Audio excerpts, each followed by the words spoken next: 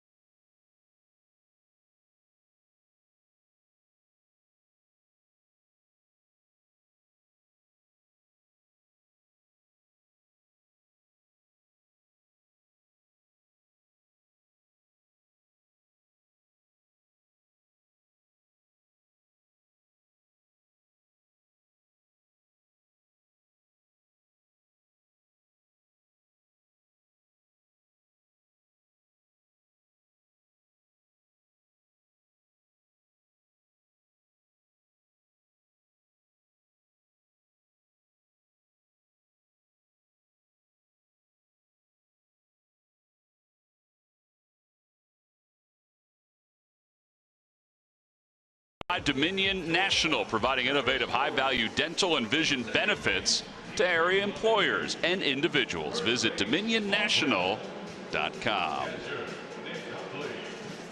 Well, they were smiling later because Peter Bourjos was able to sign some autographs. That's it. Take a picture of him. Get in the picture. Do a selfie. She almost looks like a professional photographer.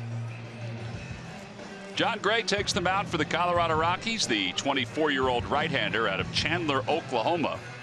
So far this year, 5 wins. Let's take a look at the Phillies lineup. It's brought to you by Xfinity. Xfinity X1 will change the way you experience TV. Herrera, Bourjos, and Ashe, followed by Maikel Franco, Cameron Rupp, and Ryan Howard starts for the 2nd consecutive game.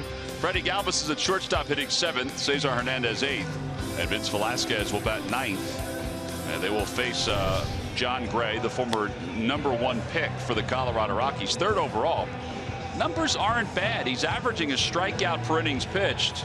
His biggest issue is that he's allowing a lot of hits combined with 27 walks. So that means there's base runners throughout the course of his outings. Yeah, and it's also mean that he's not having great command of his fastball. Now, this has been a good year for his fastball.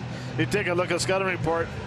Very good arm, averages over 95 miles an hour. He is a 4-pitch pitcher.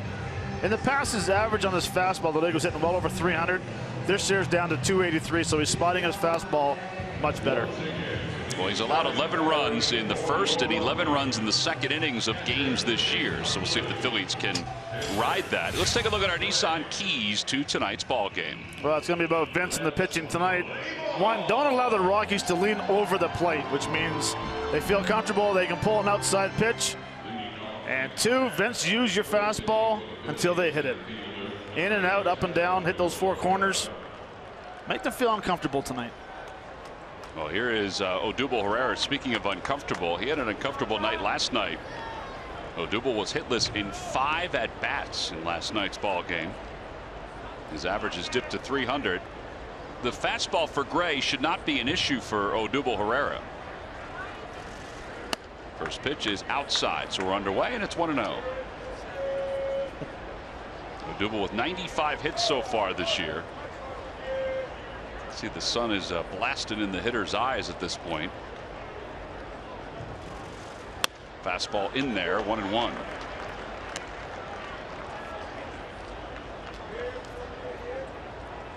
Shadows will be tough.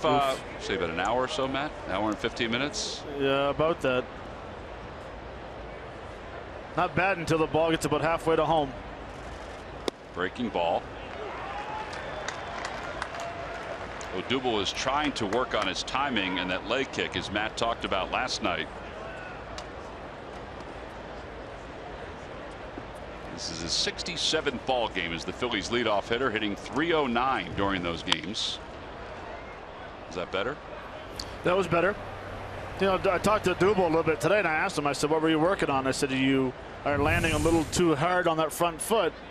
See how his leg goes up and it comes straight down? Last night's game, he had his knee going too far back, which turns his whole hip.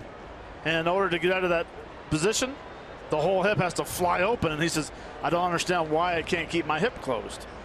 And I used to hit that way. I used to have the big leg kick. I said, well, just remember, that knee can't go back too far. He goes, you're right. And he started working on it right there in the hallway. Swing and a miss. Tough pitch. It gets away from Hundley. But he'll throw down to first. So a strikeout to start the ball game. Now again, you're working on your timing. You know, this is a very good pitch. This is a pitch that Gray absolutely loves to throw with 2 strikes. Is that slider? See how the leg goes straight up and the foot comes straight down? Problem is, 1, you get the mixture of the shadows, and 2, that slider has been the wipeout pitch for Gray the whole year. Well, when he works ahead, when he gets 2 strikes against you, that's where he could be problematic.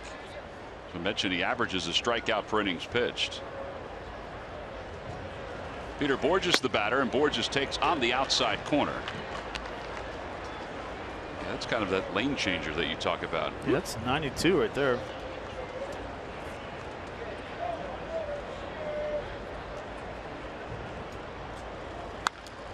Gray, during his minor league years, has had 20 wins and 12 losses with an ERA of 3.76. That included stops in Single A and Double-A, and then eventually almost a full season in Triple-A. Triple-A is no longer in Colorado Springs, which Bob McClure said is a tougher ballpark to pitch in than this one. Borges fouls it away. The Lucky McDonald's Phillies home run jackpot contestant is Alfred Sikorsky of Trenton, New Jersey. Phillies hit home run in today's ball game, then Alfred will win $100. Stop by McDonald's today and enjoy the new McPick 2 for $2.50 menu. I'm loving it. Fastball at the knee. Strike 3 called. So back-to-back strikeouts for Gray.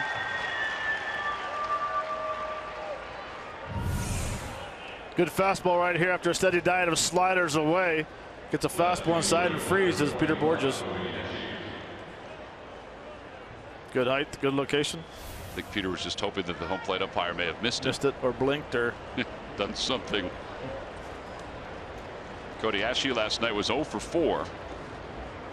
His 8th game as the number 3 hitter for the Phillies. 87-mile-an-hour changeup off the 96-mile-an-hour fastball. Pretty good separation.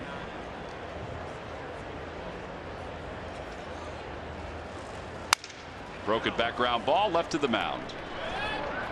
Boy, a pretty easy inning for Gray. 1, 2, 3 go the Phils. We'll head to the bottom of the first. Phillies nothing, and the Rockies coming up.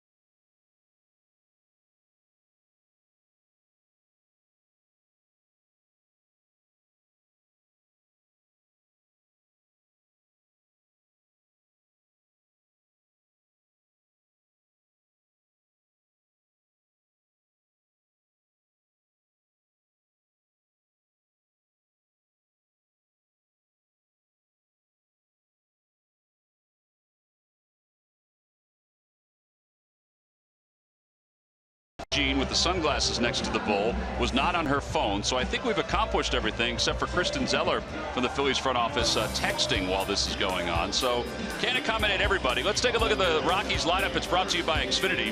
Xfinity X1 will change the way you experience TV. Blackmon, LeMahieu, and Arenado. Carlos Gonzalez bats cleanup. Trevor Story hits 5th. Daniel Descalso will hit 6th, and then in the bottom third of Reynolds, Hundley, and Gray. And they will face right-hander Vince Velasquez. Velasquez looked pretty good in his last outing despite the low velocity on his fastball initially. 7-2, an ERA of 3.34. The velocity wasn't as high as he wanted it to, but you know what? He pitched a very good game. You can see averages a little over 93, 4-pitch pitcher, and I absolutely love his changeup now, which has now become the BP fastball. First pitch fastball was in there, so we got 2 guys that are throwing in the mid-90s pitching in this ballgame. This is a power game. That last fastball came in at 93 miles an hour against Charlie Blackmon. 1 for 5 last night with a stolen base. 0-2. I don't know if that was this fastball or if that was the changeup. It was at 89 miles an hour. It'll take us an inning or 2 to figure it out depending on his velocity.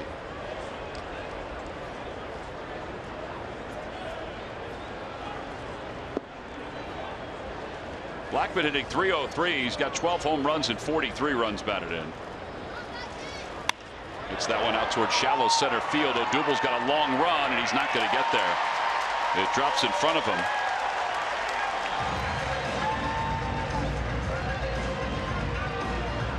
Not sure if he was playing normal depth, if he would have caught that ball, or if he was indeed playing normal depth. It's always tough to tell because of the vast real estate out in the outfield. Well, you can see a doable in center field. Let's see what kind of jump he gets. He's playing left center. He kind of hesitates just a little bit, and then he realizes the ball's in front of him. That's what caused him not to get there in time. And he was playing deep. Yeah. As he is right now for DJ LeMahieu, who was 3 for 5 last night and has 8 hits in his last 13 at bats. Number 2 hitter in the National League behind Daniel Murphy.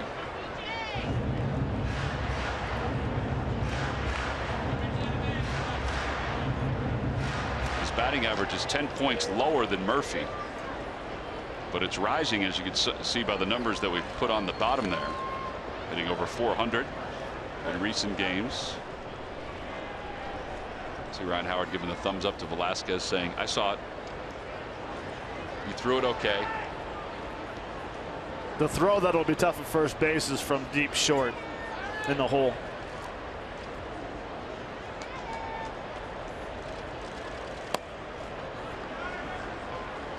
Tonight's ball game is also available in Spanish. Just use the SAP button on your television or change the language through the menu on your cable box.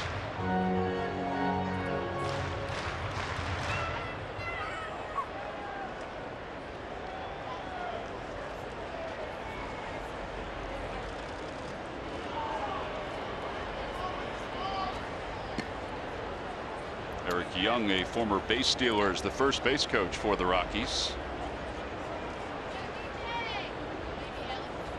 My ex infield teammate, the Chicago Cubs. He was at second, you were at first.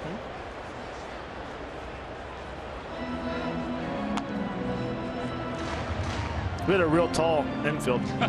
I was at first, he was at second. Ricky Gutierrez at short. Gutierrez. I knew there was somebody. Bill Miller at third. He was not a big guy. No, and Hot Rod catching. Todd Hundley. Todd Hundley. That was after the failed experiment to put him in the outfield by the Mets. 1 ball, 2 strikes to LeMahieu. And a fastball right down the chute. Strike 3 called. Strikeout number 1 for Velasquez. And Nolan Arenado will be the batter. So Cameron wants it inside. And that's where he got it. Good pitch right on the corner.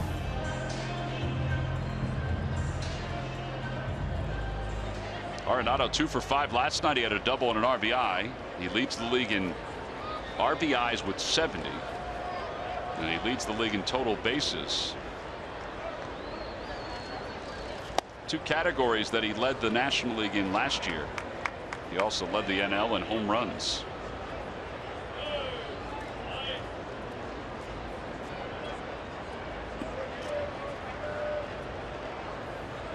Blackmon has stolen 9 bases so far. He leads off first, including 1 last night. Breaking ball.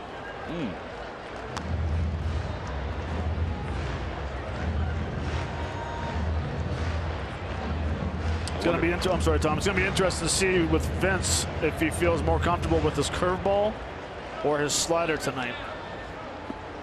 Yeah, I was wondering how his curveball was going to come out, or his slider was going to come out based on what we saw last night.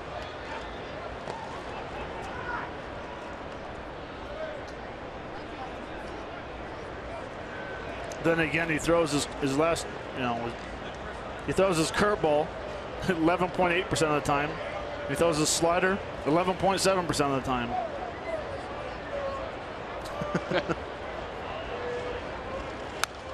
2-0 pitch fouled back, and it's 2-1. Talking to Rick Kranitz, who is the Phillies bullpen coach and is now in the dugout with Bob McClure and the rest of the coaching staff. We talked about the velocity that Velasquez had his last time out, and Rick said, I think it helped him because I think mechanically he was more sound in that outing. There's Rick next to Bo. I would agree. And as we mentioned, if he needed it, like right there, he had it. A couple of close pitches in this at bat to Arenado.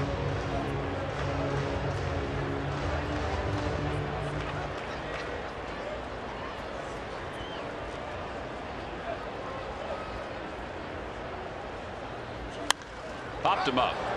That'll be back behind home plate now to play. 3-2. Home plate umpire is Chris Conroy. Jerry Meals is over at first. Tom Woodring is at second. Ron Kulpa is around at third. I think Cameron Rupp may have just said something to him about that last fastball that was called a ball. I thought that was more out of the strike zone than the curveball earlier in the at bat.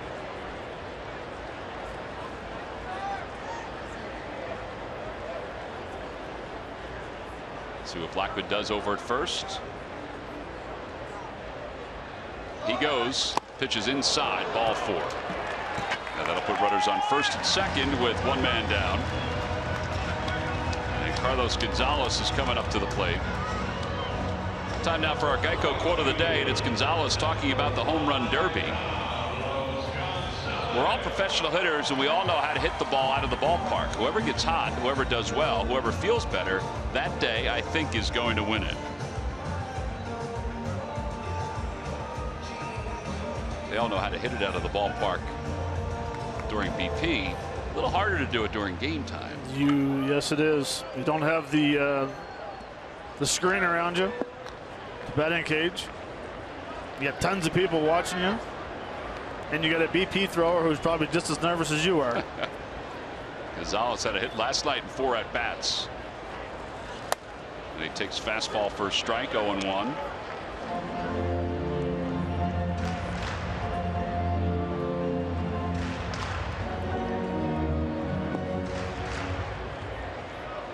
Last outing, Velasquez won 6 innings. He struck out 7. Phillies won the game 7-2.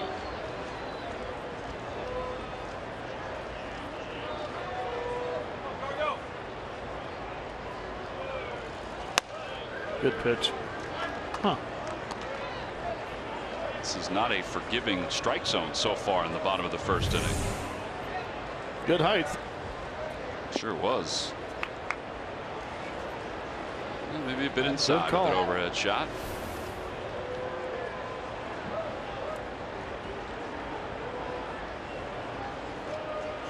Back toward the middle, right at Galvis. He'll go to the second base back for 1, and they won't turn the double play. Just not a crisp enough angle for him, but they get the middle runner, and there are 2 outs. Trevor Story's coming up.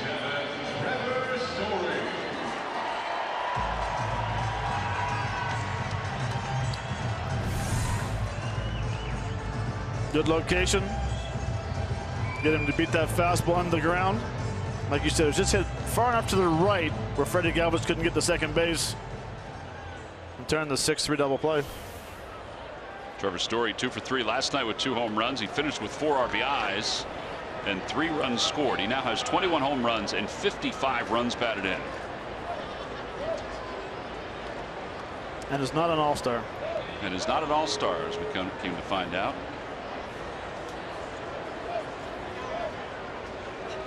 Takes a breaking ball, and it's 0-1. That's the slider. We've seen a curveball, and now that slider right there.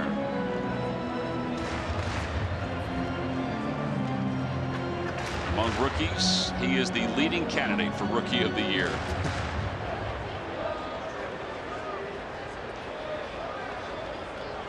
.43 extra base hits.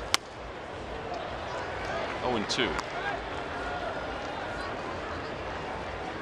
One spot where the Rockies still feel, well, there's a number of spots, but that they feel will develop over the next year or 2 are the strikeouts for Trevor Story. He does strike out a lot. He's probably not alone in that category as a young player.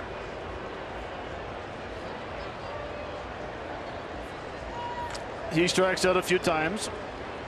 I would agree. But he also has 21 home runs as a shortstop. So if he hits 35 home runs and strikes out 180 times, are you happy? I would think so. Yes. 0-2 pitch. Swing and a miss. He got him. 95 on that fastball. 2 strikeouts in the inning for Velasquez. No runs, 1 hit, 2 men left onto the second here in Colorado.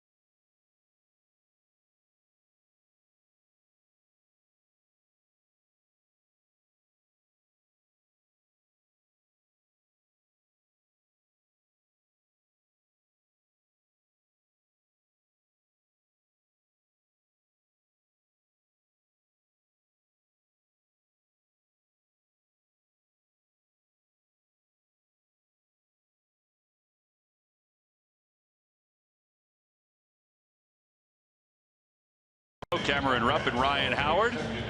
Maikel Franco. Murph has been red hot here in the month of July. 13 for 26. He's hitting .500 as he gets set for this at-bats. Red hot indeed. Exactly what you want to see out of a guy like Maikel Franco. And believe it or not, if you take away the games, you know, he was called up late in 2014, played a handful of games with the Phillies. Started 2015, of course, last year down at AAA. Was called up midway through the season. If you count those 2 years, 2015, 2016, he is at game 162 tonight, which, of course, is a full Major League season. And you look at the numbers, they're pretty solid. 272, 31 home runs, 99 RBIs, and just 112 strikeouts in that time period as well. Numbers, if you count them out over an entire season, his first full season as a big leaguer, you'll be very happy with that kind of production out of your third baseman, guys. Yeah, it's I mean, particularly lately, the way he's picked it up, and he shows signs of understanding his role in the strike zone, too.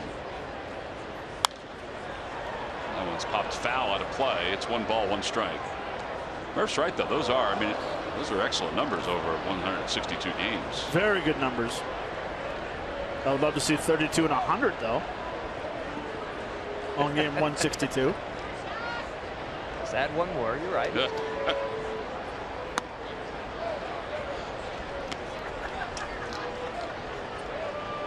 balls and 1 strike to Franco. The view of the hitter is a little different in this inning compared to the last inning. I don't know if that'll make a difference at all. Well, at least you feel like you have a chance when there's no shadows. I mean, now you get to see the rotation. You're not picking the ball up, losing it, and then picking it up last second, or vice versa. Again, like you said, Tom, I don't know if it's going to help, because it's awful good. Both of them have very good stuff tonight so far. Franco broke his bat, so he goes back to get a new one.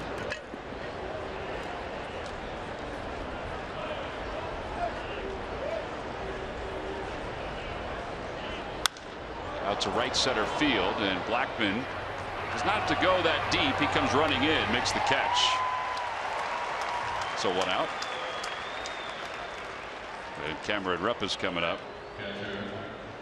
Cam was 0 for 4 last night with 3 strikeouts. He's now 0 for his last 10. Getting a chance to play in back-to-back games. It's funny, you and I were talking today about, you know, Cameron splitting time with Carlos Ruiz and what his numbers are when he's off, because his timing sometimes seems to be off. Statistically, it's basically a dead heat average-wise. I think we were both surprised to see that. And Cameron would be too if I told him. Opposite way, foul. It's 0-1. When Cameron has a day off when Ruiz catches, the next day he's hitting .276 with 4 homers and 12 RBIs. And it's funny because I thought the numbers would be a lot worse, and I went down and talked to him. I said, what do you think your batting average, what are you hitting after a day off? He goes, well, that big old deep voice, 0. Yeah, he does have a deep voice. Arenado with the barehanded play. Oh, man. Now, he had time because of the speed of Rupp, but he still made it look very casual. Well, this is just a very good gifted play right here. The 2 guys tonight, this fella right here and Franco, that play third base, very good with those type of plays. He is, look, he's full speed. That makes a strong throw. Mark Reynolds doesn't even have to move over at first base. Larry Bowa thinks there's a chance he could be the best player in the league. Best player in baseball right now. Ryan Howard's the hitter. Howard hit his 12th home run of the year last night. 27 runs batted in. 1 more and he's going to hit .370 for his career. He had the 2 RBIs for the Phillies. Solid numbers here at Coors Field, as you would imagine. Gray takes a little off, and it's 1 ball, 1 strike.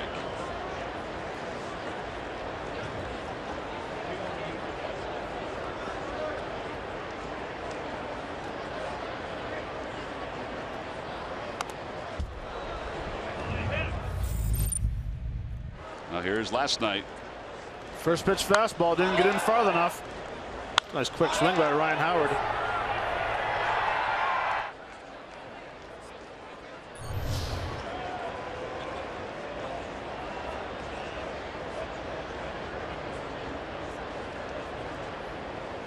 Swing and a miss. Third strikeout for Jon Gray through 2 innings here tonight. We'll head to the bottom of the second. Phillies nothing, Rockies nothing.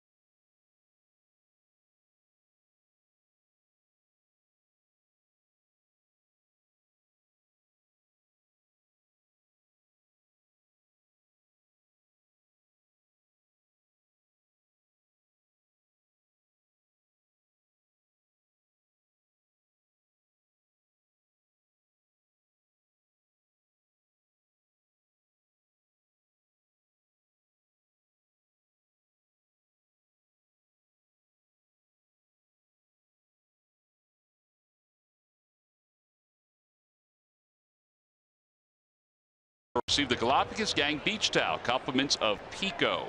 Tickets can be purchased anytime by going to Phillies.com. Home half of the second inning, scoreless ball game. And Daniel Descalso rips one into right field, a base hit. So he's aboard to start the bottom of the second. He's been a nice addition to this Rockies ball club. Came into this ball game hitting .359. Doesn't play every day, but by playing the outfield, he's become more versatile because he is an infielder by trade. And now Mark Reynolds, who homered last night, hitting .291 with 9 home runs and 37 runs batted in. He had 2 extra base hits last night, and he finished with 4 runs batted in.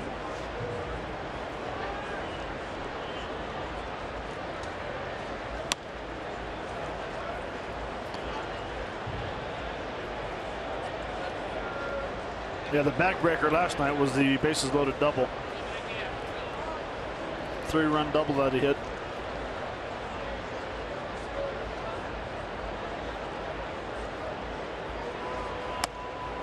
Yeah, the 3-run home run by Story early was difficult, but 5-2, you think the Phillies still had a chance to overcome it. And this one here, inside out swing, get it elevated, she'll carry. 1 ball, 1 strike to Reynolds with a runner at first. Short lead for Descalso.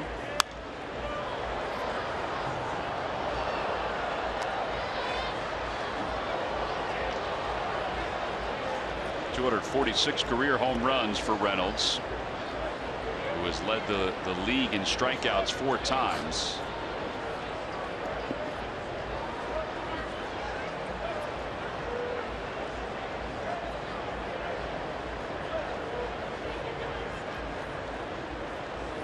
Remember when he was with Arizona, there were a couple times where he hit home runs where you were just in awe of where they landed. I remember one in particular that went 446 feet in left field. It hit the restaurant in left field in Arizona.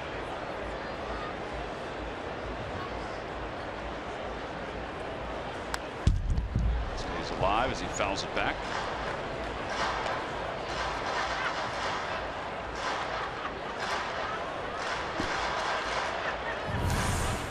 So he has that swing and how level it is for a guy that hits a lot of home runs. Doesn't have really an uppercut swing. We talked about it last night, how strong his hands are and his wrists. That's where he generates the majority of his power.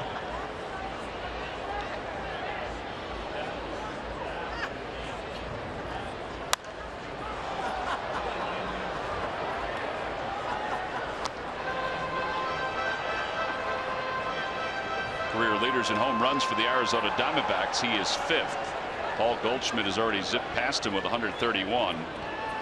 Goldschmidt stays in Arizona. There's a pretty good chance he shatters Luis Gonzalez's record.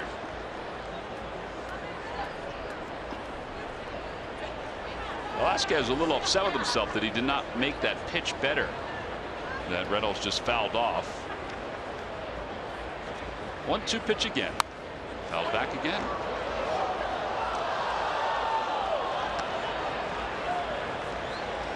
Nick Hundley is the on-deck batter.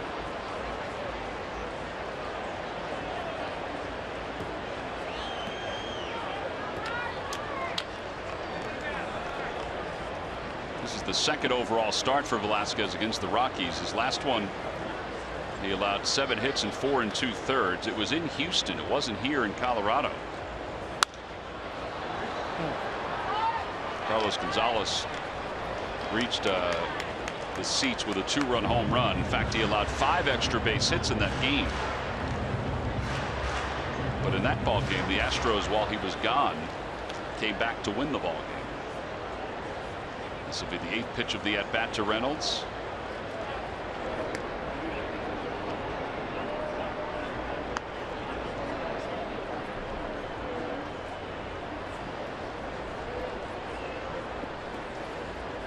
What would you say, 7 pitches have been away? Yes. So far? Absolutely. So a good time for a fastball inside. Runner goes. Pitch is tapped foul.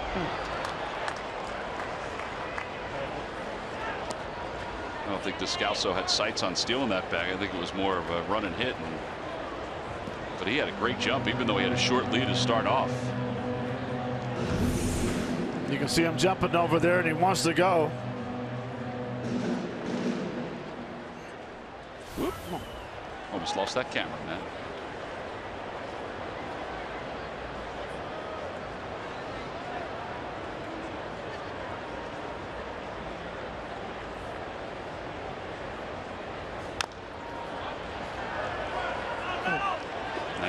Inside. This could be a record for Mark Reynolds fouling off pitches. Yeah, without going down in strikes. The average is 159 strikeouts per year, which is down on average. He's only got 75 this year. He's got 1,594 strikeouts in his career. Yeah, 3 seasons of 200 strikeouts or more. And the 10th pitch of the at-bat is outside. It's 2-2. But again, he is having one of his best. He's having his best year batting average wise. Career average 233 hitter coming into this year.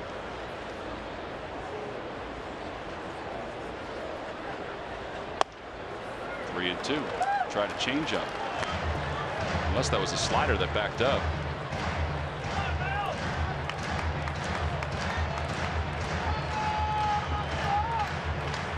Yeah, one thing in this ballpark is you think it's a slider, you think it's a changeup. A lot of pitches back up. Runner goes. Pitch is popped up. Franco backpedaling into shallow left. Galvis is there as well. He says he has it and casually makes the catch. So the battle is won by Velasquez. He gets the first out. Tomorrow at 7:30, Phil's top pitching prospect Jake Thompson takes us inside the mind of a starter as he shows us the different pitches in his arsenal. Watch the next Phillies Clubhouse tomorrow at 7:30 here on CSN.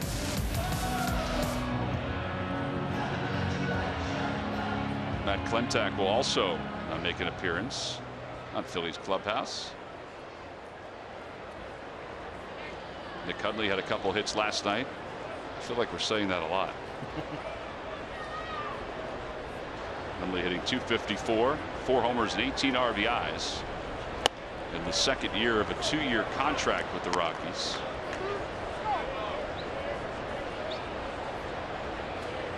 Nick had a good year last year for the Rockies, hitting .301, 10 home runs and 43 RBIs. That's only in 389 plate appearances.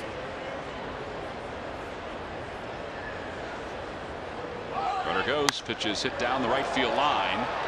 Borges will give it a peek, and it is foul.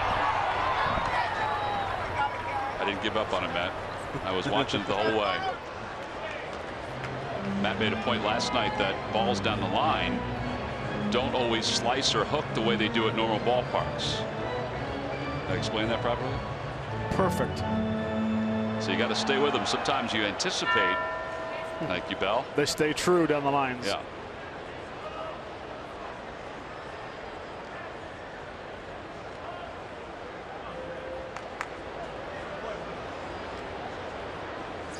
Inside it runs 2-1. Well, it does not look like he's having any trouble with his velocity tonight. Well, velocity's been good, 94 so far.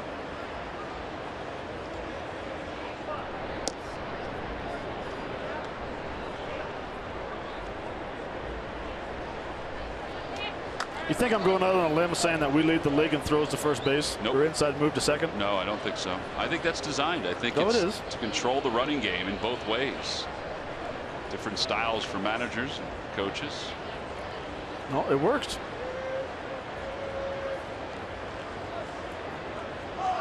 Runner goes, ball hit to shortstop. Galvis to second for one, over to first, and it would have been a double play anyway, I believe, because Descalso, the way he slid into Cesar Hernandez, but Hernandez did a great job making a clean throw over to first. 6-4-3 double play, no runs, one hit, and nobody left. Freddie Galvis aggressive, realizing that he could still get Descalso because this ball was hit so sharply, and then Cesar able to make the throw to send us to the third.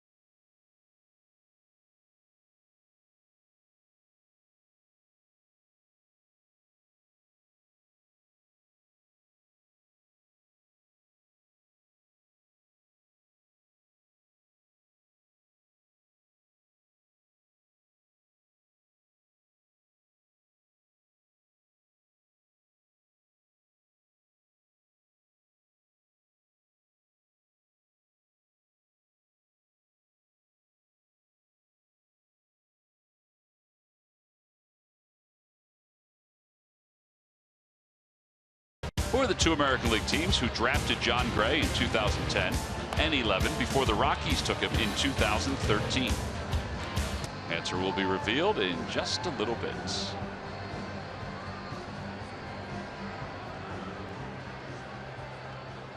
That is not an easy question.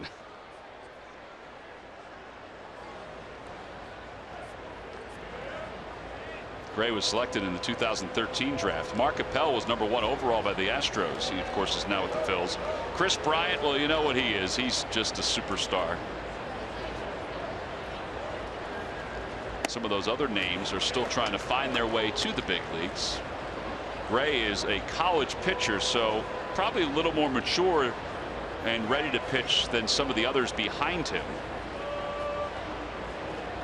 Swing and a miss by Galvis, 0-2. Gray went from high school to junior college to the University of Oklahoma.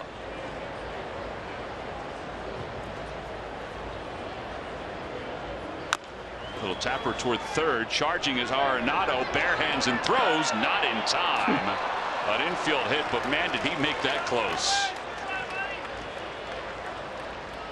So Freddie is aboard. The first hit of the night for the Phils. Honestly, when that came off the bat, I was thinking, I mean, this is not even going to be close. But again, full speed, that ball came up for him. Arenado threw a strike to first base.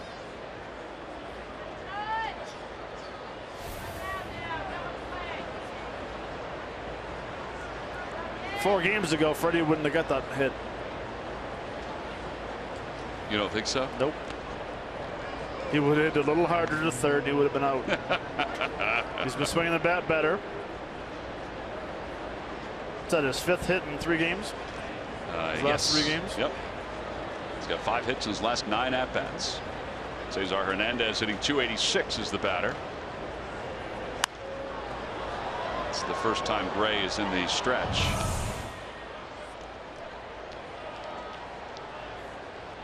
Look quick, he got that ball in the palm of his hand, rotated it, and found the 4-seam grip to throw to first base.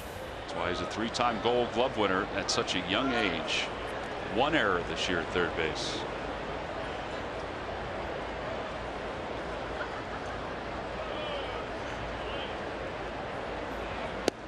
Down and away. 1 ball, 1 strike to Cesar. You know, you always have a catcher that controls the running game. Him over at third base controls the bunting game. A lot of guys might decide to drag bunt towards second base just because he's such a very good fielder at third. Freddie back without a tag. There are other guys, infielders, that have been that way during their career. Keith Hernandez was that way with the Mets over at first base.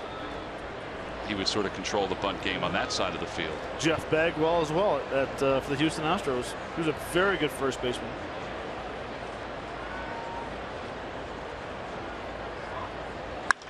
Out toward left center field, going back on it is Descalso. Reaches up at the last moment and makes the catch. He may have just robbed the Phils of a run. He definitely robbed Cesar of a hit. That's an infielder play in the outfield right there. Oh, you can never tell by the jump he had in left center. He went after it perfect. Good concentration, good timing. That's a play right there that you work on as an infielder moving to the outfield. For one group, for 15 minutes, you power shag. And you go after every ball that you can get in the outfield. That's how you get better. Well, still a runner at first. Velasquez the batter. 2 sacrifice bunts this year and 6 hits overall, and he whacks the first pitch foul. It's 0-1.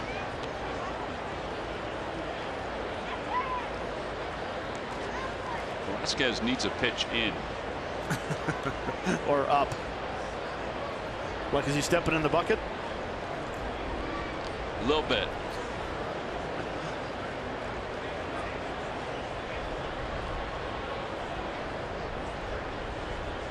Runner goes, pitches off the glove of Hundley, and Galvis will have second stolen. 6 stolen bases on the year.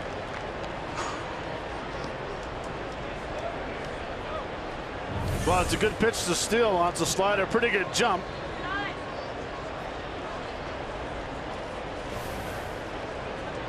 McConaughey was just trying to be a little too quick behind home plate with the exchange. 23rd stolen base against Hundley this year. 1 ball and 2 strikes to Velasquez. Threw him a slider.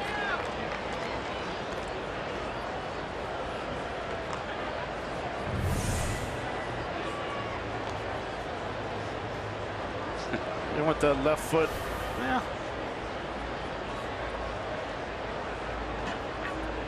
But that swing, I think he just probably bought himself another slider. Yeah, I would think you're right.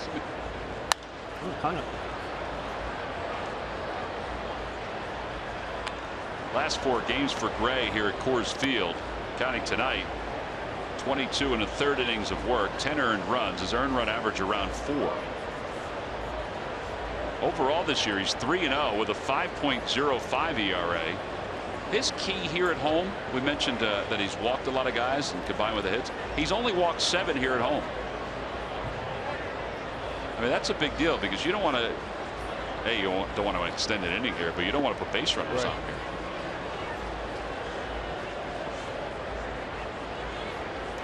So why would you change at home compared to the road? Doesn't make any sense. Galvis really dancing off second. He's going to third. The pitch is chopped back toward the middle. And the throw goes to first in time to get Velasquez. So Galvis is 90 feet away with 2 men down. MLB.TV Premium, the #1 live streaming sports service, delivers everything you've come to expect and more. Watch every out-of-market game live in HD on over 400 supported devices. It includes a free subscription to At-Bat Premium, the #1 app for live baseball. Blackout and other restrictions apply. Visit MLB.TV for details.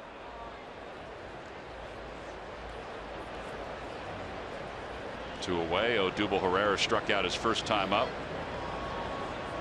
He does not have the sunglasses on now. He had them on earlier. And he lines it foul.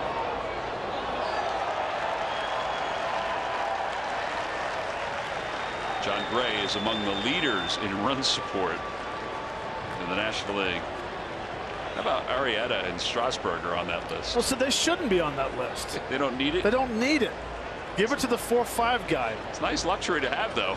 Well, yeah, and that's why they're what, combined 22 and 3 or 23 and 2, whatever they are. They're supposed to get 2 or 3 runs per game. The 4-5 guys get 6 or 7 runs per game. And a line drive toward right field that'll stay up for Gonzalez. He hit it right on the nose. It's the best swing he's had in a couple days. But the side is retired with a runner over third for the Phils. On to the bottom of the third. Phillies nothing, Rockies nothing.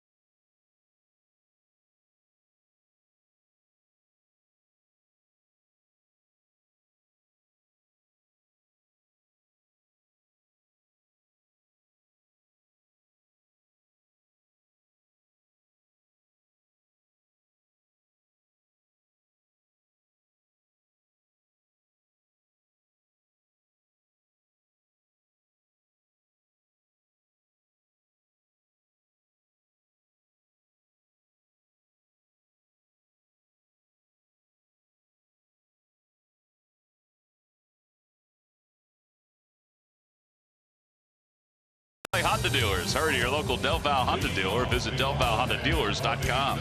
Buy Jefferson. Call 800-JEFF now or visit Jefferson.edu. And buy Chevrolet. Visit your local dealer at ChevyDealer.com. Matt has been giving me some of his guesses for the. I gave you a guess. A guess for the Jeep Stump the Fans trivia question. I told him that Ben has already texted him the answer, which is against the rules. Matt is not peeking at Ben's answer. I guess when Ben's not here, he takes the role of Glenn Davis in helping the cause. John Gray leads it off. But you gave me a great tip. I did, yes. Yeah. I said one of the teams is a team you played for. Yeah, let's narrow it down. Gray hitting 120. He's 3 for 25 this year. And he loops that to right center field. That'll drop in for a base hit. So that is the 4th hit of the season for Gray. So 1 hit in each inning so far for the Rockies.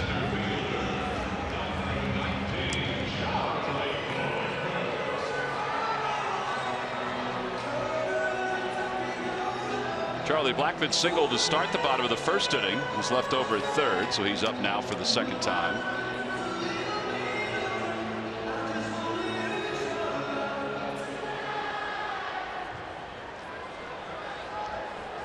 Charlie Blackmon became an everyday player 2 years ago for the Rockies, averaging 155 games played, hitting .356 in his last 17 games.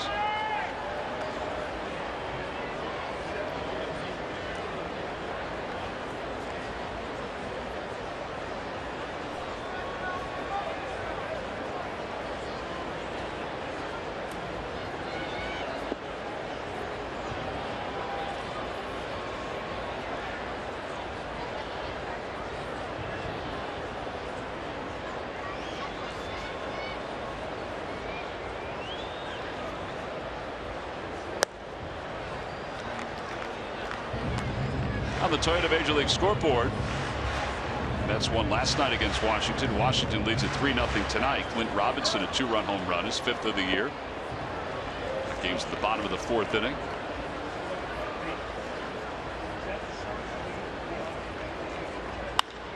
Out to right field, another base hit. So back-to-back hits for the Rockies. And they have runners on first and second with nobody out. Vince playing with a little fire the last couple innings because the leadoff batter has reached. Now they've got 2 on with nobody out, and DJ LeMahieu coming up.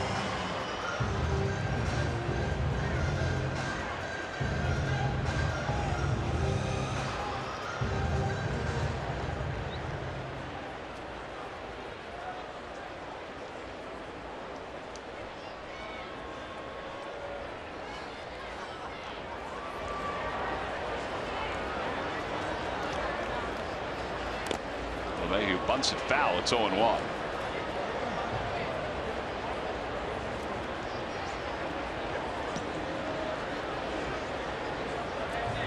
Interesting choice. I'm a little surprised. 335 hitter.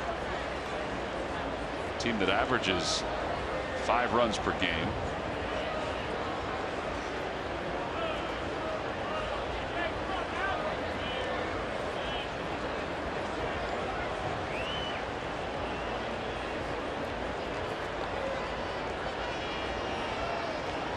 Never seen that before from Vince Velasquez. Rupp going to third, and he's there just in time to get Gray. Boy, did he take a chance, and Gray looked like he slipped off the bag, and hopefully he's okay as he slowly walks back to the dugout. Well, you've never seen the Louis Tiant wind up before? I've never seen it from him. I never either.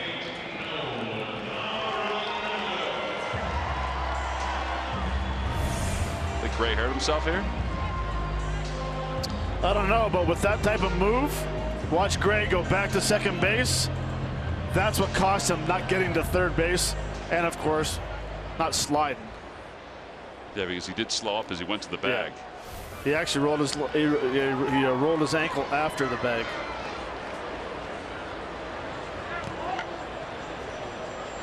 Well, now Nolan Arenado with runners on first and second and 1 man down.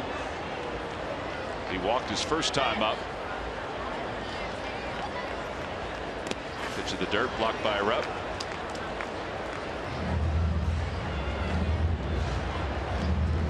Rockies athletic trainer is checking on Gray. That may be one of those things where he doesn't feel it until the next inning or so. Trying to push off on it.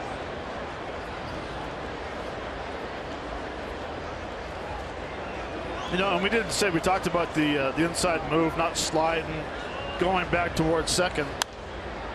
A very good play by Cameron Rupp, though, of realizing that he has a very good chance to throw Gray out at third base. Yeah, there's been a few times this year where I think he's made excellent decisions on that, where most conservative people would just go to first.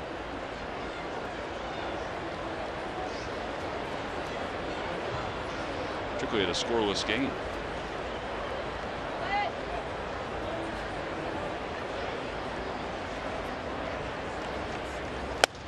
Up and in, 2-1 to Arenado, who walked his first time up. He comes out, never even thinks about going to first base. You know, as a catcher, you see what happens. But watch Gray's right foot right there, how he rolls it. Kind of look familiar? Ventura, Kansas City. Oh, yeah. You know where I'm going with this? Yeah, remember he came back out, pitched a little bit. DH.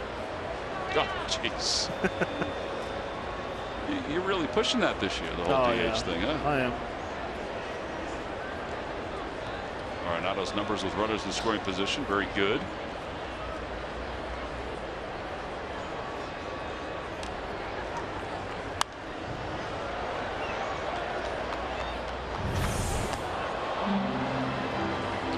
Boy, that shot makes it look even worse. Doesn't it? It does. He doesn't want to sit down either. He's trying to keep it loose. But again, for everyone watching, all the kids, you will always slide into the bases. That won't happen if you slide.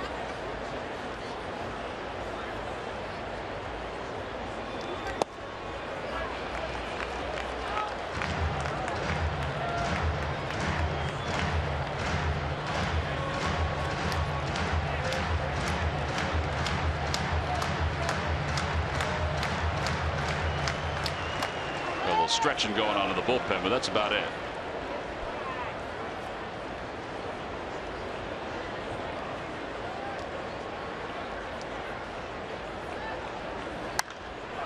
Fly ball left field. That is way up there. As she comes in.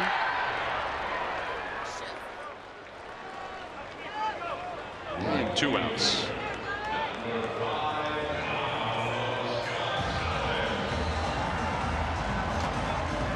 Carlos Gonzalez is the batter.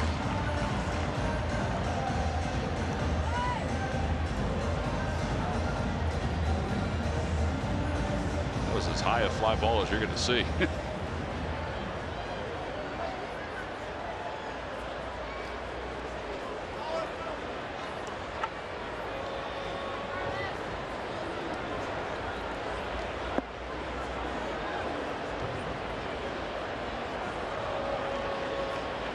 Gonzalez reached out a fielder's choice his first time up. He hit it right where Galvis is playing right now. And he lines it to right field. Peter Bourjos going back, reaches up, it's over his head. A run will score. Can he get it in time to hold up the next runner? He does. It's 1-0 Rockies. Gonzalez with his 19th double of the year. Drives in his 52nd run. And that ball just took off. It's what Odubel hoped his ball was going to do at the top of the 3rd inning. Yeah, Peter Bourjos actually had a good jump on this ball. He turned and went right away. There was no hesitation. But like you said, Tom, that ball just took off. Still over his head by a good 1.5 feet. Yeah. So runners in. That is the 311th extra base hit of the year for the Rockies. That is tops in the National League. And Trevor Story, who struck out his first time up, batting here with 2 in scoring position. Fouls it back, the 94-mile-an-hour fastball. 5 hits already for the Rockies. Although I guess you have to look at it a little differently in this ballpark. We mentioned those numbers last night. Combined numbers between the 2 teams. Yeah, you'll see a lot of base hits in this ballpark. A lot of cheap hits, if you want to so call them. But Vince has got away from what he did in the first couple, first 5 or 6 hitters, was establishing that fastball inside. I agree with that. And now all of a sudden he's starting going back away. If I'm throwing 94, 95. Fly ball left center field. Ashe going back on it. He says he has it, and he does line it up to make the catch. And that'll do it for the Rockies here in the 3rd. Because if I'm a hitter and I step in that batter's box to face Vince Velasquez, the first place I'm looking is how many hits batsman he has, and he has 1 on the year.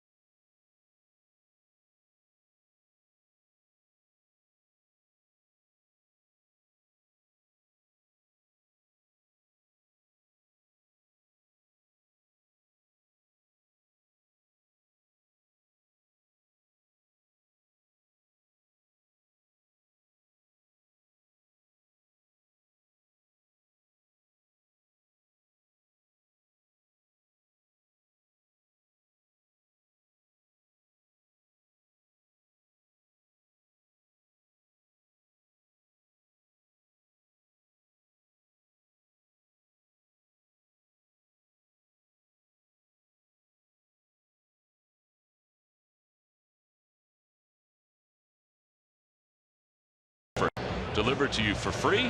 One of W.B. Mason's world famous trucks. Hahn and W.B. Mason, a pair of heavy hitters that truly deliver. Well, we'll take a look at Gray and how he does after turning his ankle running the bases. At the bottom of the third, his team has given him a 1-0 lead. He'll face Borges, Ashe, and Franco. Peter struck out looking his first time up.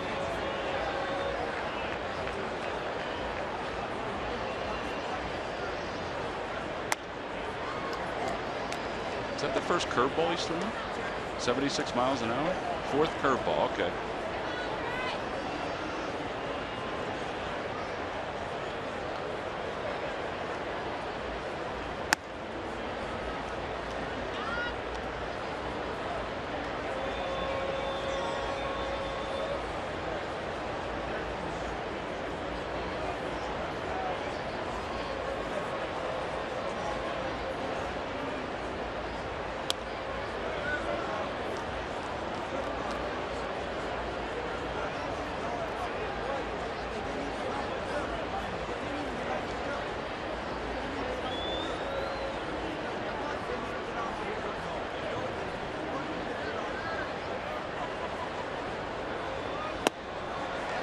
That ball had some break on it there. 2-2.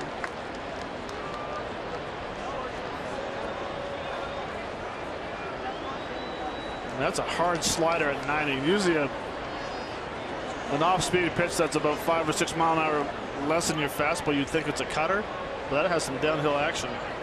Outside, that one runs. It's 3-2.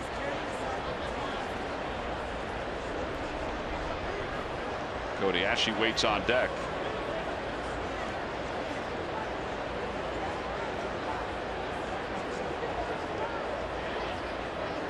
That one's ripped down the left field line. That's a fair ball going to the corner. And Borges speeds to second base with his 15th double of the year.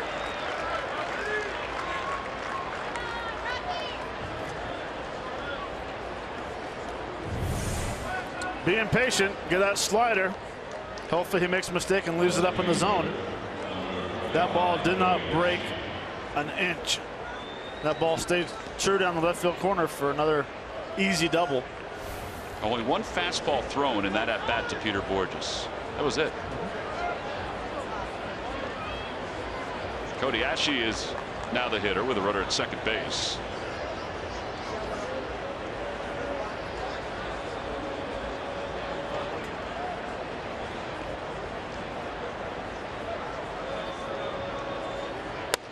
Fastball low. It's called a strike. Never mind. I'm sorry.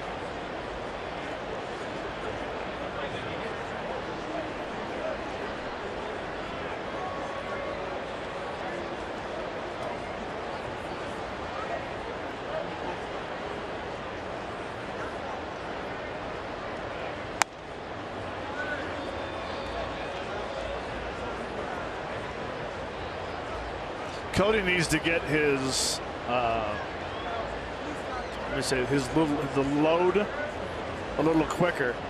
He's not getting his hands back in time and the front foot coming up with time. A lot of times the ball's on top of him before he's even reacting. Yeah, he's cooled a little bit here in July. He has, and the first pitch, you know, knee high, whatever the fastball, it was by him before he reacted. It's amazing how quick you can lose it. It is amazing. That's why it's such a frustrating game and such a beautiful game. 0-1.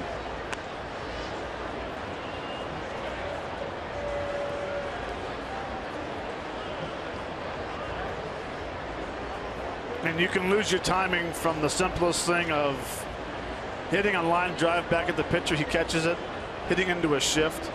Not because you took a bad swing, it's because something negative happened from a swing, and all of a sudden now you think, well, I can't do that again. I have to try something different. Swing and a miss. He threw him a slider, struck him out.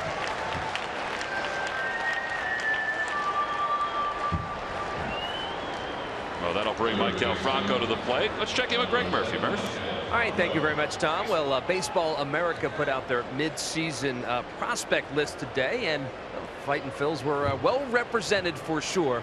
6 of the top 100 prospects, according to Baseball America, in the Phillies organizations. A lot of the names you know. J.P. Crawford ranked number 3 overall in terms of prospects in minor league baseball right now. Nick Williams and Jake Thompson on the list. Jorge Alfaro and Andrew Knapp, the 2 catchers, at 67 and 80. And Franklin Kilome, right-handed pitcher, is pitching in Lakewood right now, comes in at number 96 for the Phillies. So, you know, we've talked so much this year about what this season is about. Well, looking at some of the players on this roster and about the future, and also about those minor league guys and where their progress is. So, according to Baseball America, the future is bright for the Phillies. That says an awful lot that J.P. Crawford is number 3. Now, he's been hot lately, too, which is even more inviting for the Phillies.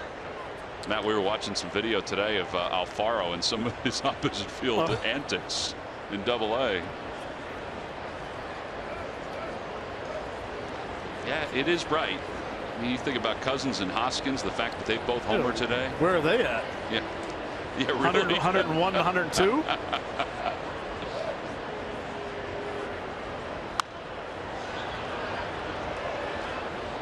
Murph, throw something in the suggestion box for them about Cousins and Hoskins, all right? I will, yeah.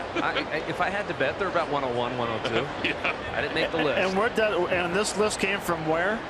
Baseball America. Well, doesn't Baseball America put the stats out all the time about minor leaguers? Maybe they should start reading their own magazine. I feel like the messenger here, and I'm getting killed. Matt's feisty. He wants the DH in the National League. Yeah, I know. He's mentioned it. Down and away, 1-2. No, I just find it interesting, or how they determine who prospects or what through baseball. Like, who determines that those 2 young kids that are having tremendous years, career years, are not in the top 10 or top 100 throughout minor league baseball? Ball gets away from Hundley, and Borges will go to third. No swing on Franco. Okay, I'm done. Well, I think if they continue what they're doing, Matt, they're going to find themselves closer, if not in the top. Well, they better. We promise. I'm on the horn right now with Baseball America. Yes. I'm on hold right now, guys, so I'll get back to you. All right, so the Phils have a runner at third base for the 2nd straight inning. And the count is 2 balls and 2 strikes to Franco.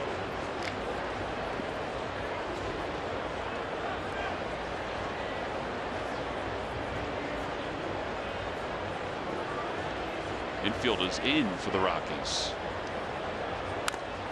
A little too big of a swing right there. A little bit, but again, you know, his slider has a fastball look to it. And that was the swing that looked like it was going to be a fastball. Now the infield's in just because there's 2 strikes. I would say if it was a 2-0 or 3-1 count, they'd be back. Breaking ball, cut on and missed. 5 strikeouts for Gray.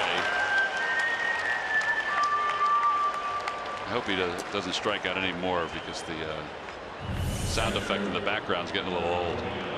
It was just a curveball, and it wasn't the fact that it was where the location was.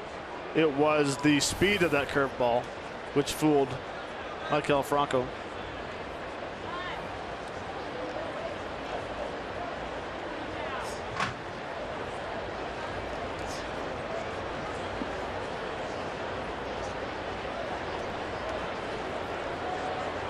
Rupp is now the hitter.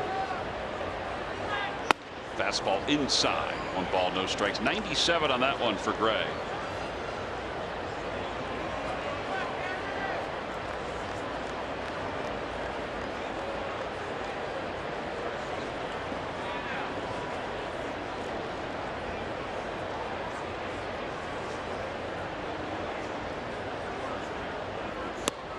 Breaking ball, he lays off.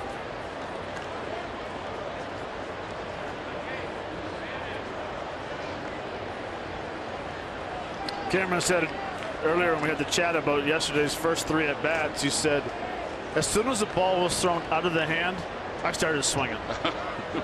Why is that? He said, I finally felt good in my 4th at bat.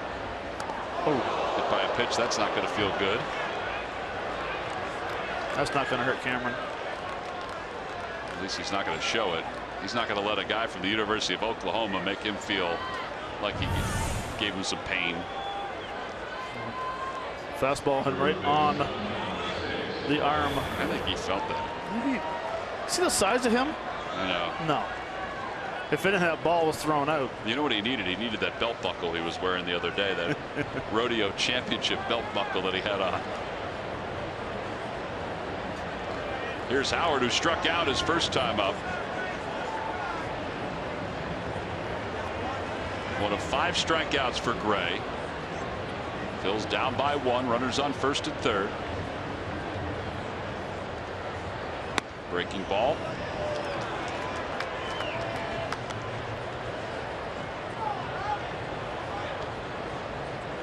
Now, you remember when I was talking about Vince, how we look at hit by pitch?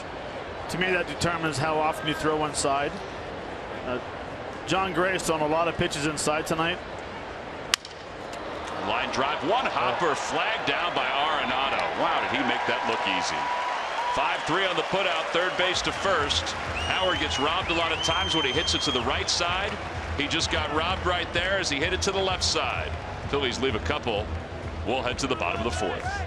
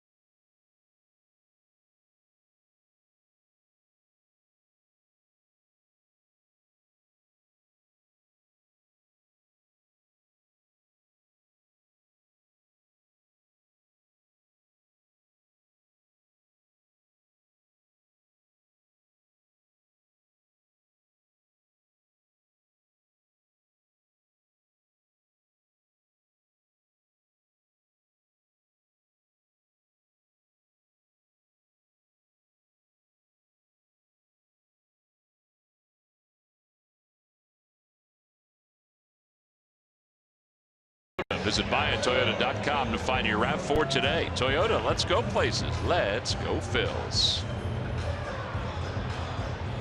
Groups that has come out to Philadelphia. We were with them today. We had a brunch with them today. Did some questions and answers. The Bull was up with us. The Bull is roaming the ballpark right now. Trying to find a barbecue place to see if he should open up a satellite office out here in Denver. There's Daniel Descalso, who led off the second inning with a base hit. He's 1 for 1. Playing left field tonight. Last night it was Brandon Barnes with Gerardo Parra out.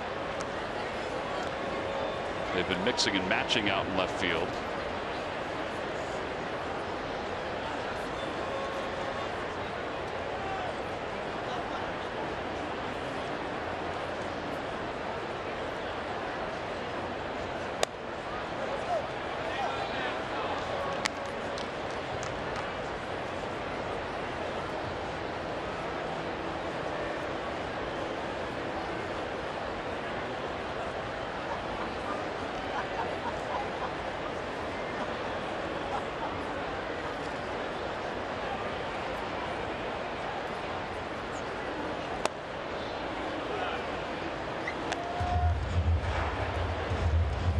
I'm thinking that 91, that pitch right there, the previous one as well, it's a two-seamer. Kind of has a little, doesn't have that kick to it, the little rise. That's a four-seamer right there. You can see the life on it. It's a little different. Yeah, and it's just, it doesn't have that late movement of the slight tail. see this has that little extra kick. It doesn't tail at all. It doesn't fade. 2-2 pitch to Descalso. Ground ball right side. Ryan Howard will wait for it and just take it to the bag. That was a very good changeup. If your employees are on the road as much as the Phillies are, protect them with Independence Blue Cross. They're part of a national system of Blue Cross and Blue Shield plans that cover more than 100 million members across the country. Live fearless. Learn more at ibx.com/biz.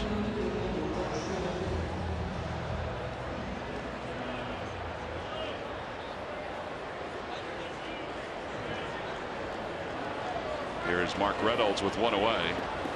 And that changeup that Velasquez throws, he just started throwing when he came back off the DL. It's not a circle change. It's thrown with 3 fingers. But it's the index, the middle, and the ring finger.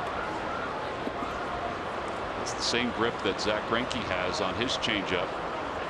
Bob McClure implemented it with Greinke.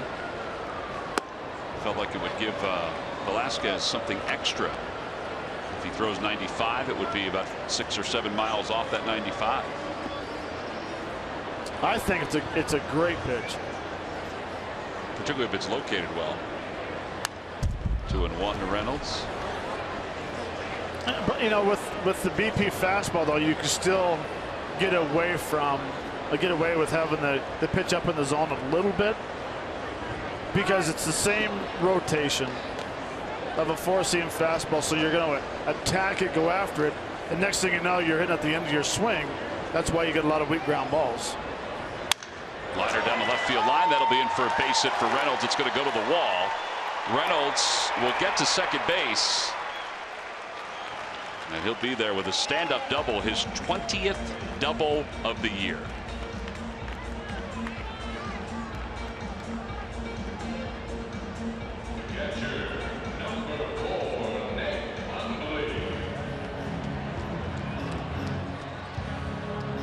.29 extra base hits for Mark Reynolds. Well, so Mark Reynolds feels pretty comfortable facing Vince Velasquez first at bat. So 12 pitches. This time he gets a changeup up in the zone, breaks his bat, but still hit his 20th double of the year.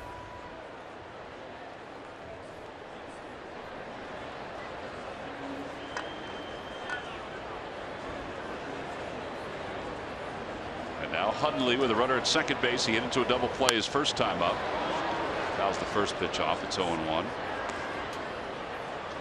Speaking of Bob McClure, Bob was telling me and Murph today about his ties to the Rockies. I didn't realize, Murph didn't realize, that the Rockies are the team that got Bob McClure back into baseball as a pitching coach.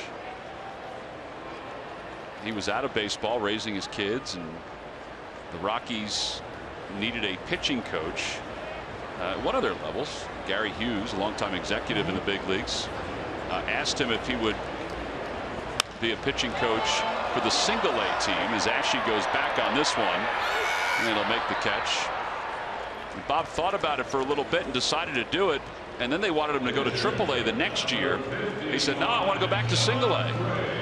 So he stayed in Salem for 2 years, and he said after his first year he had no plans to go back again, but after his first year he had such a good time with it, he said, I want to do this again, and eventually made it up to AAA with the Rockies. He had, Jeff Francis, Aaron Cook, Jason Jennings, that group of players, and it was when he was in AAA that Buddy Bell, who was the manager in AAA at one point with McClure, got the job in the Royals, Kansas City Royals, and took him to Kansas City in the big leagues.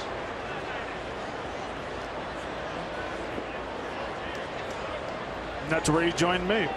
That's where he joined you. He got back into baseball just to be alongside Matt Stairs. Yeah, he did.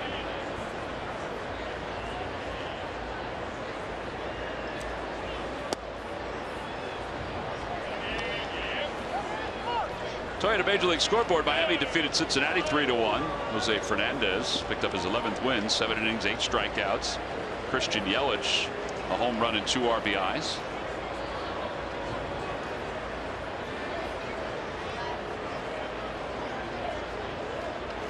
Marlins 6 games out in the East, actually 5.5 now. As Gray takes inside 2-1.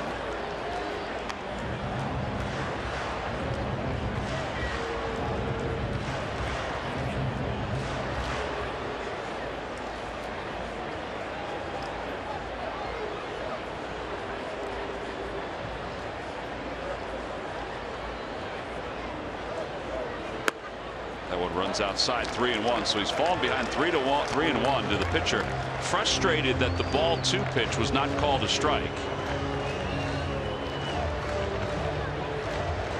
Got to bear down here, though. You got a runner in scoring position. The top of the order is beckoning.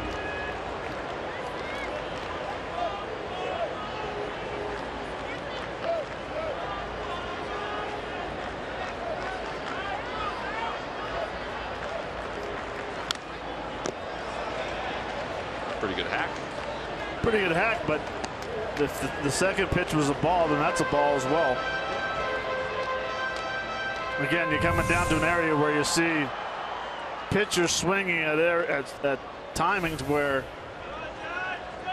the 3-1 pitch and 3-2 pitch is going to be the same to a pitcher. So why not take the chance of a 3-1 maybe being a ball and get ready to hit the fastball coming 3-2.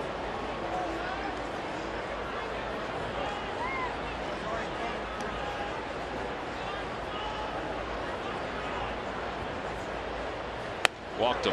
Overthrew a fastball.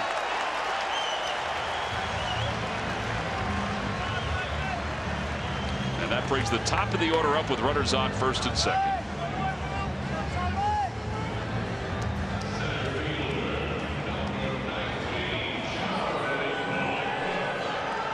Charlie Blackmon is already 2 for 2.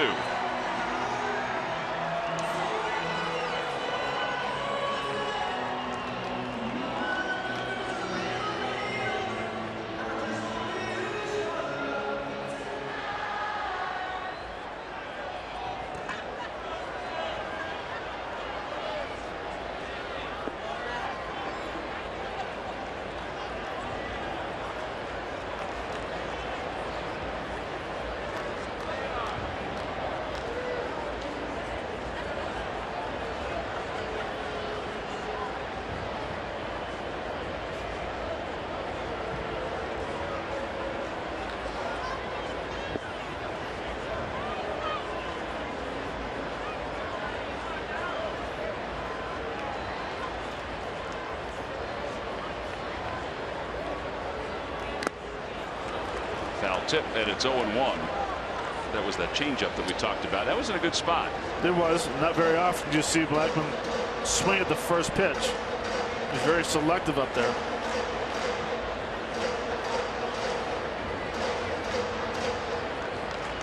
These guys as a whole, though, you were going over some of the numbers earlier. These guys as a whole, when the count's early, they're healthy. Yeah, like in this situation here, 0-1 count. Blackmon's hitting 471. Wow. High fastball. That's a good idea. 468. 0-2, he's 468? Oh, no. This is just an elevated fastball.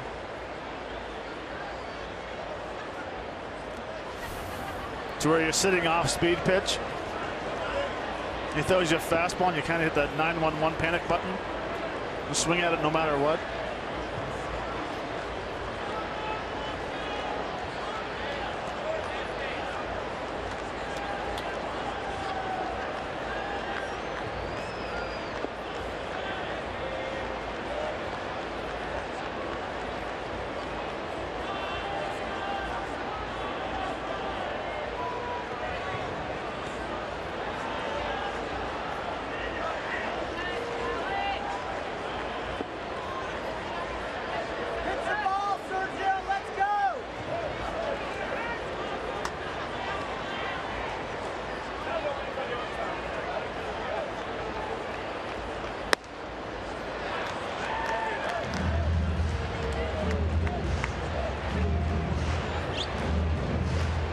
Big difference in the count for Blackmon when he's 0-2 in the count. He's hitting 233 this year. When he gets back to 1-2, he becomes a 300 hitter again.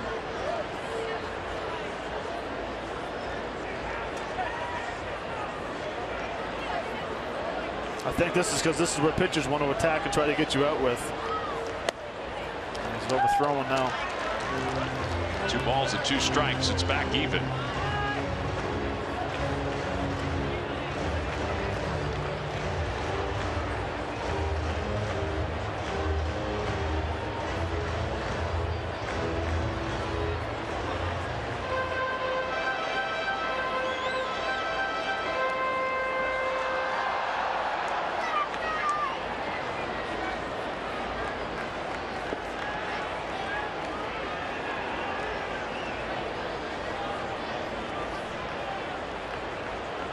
Ground ball over to first base, foul.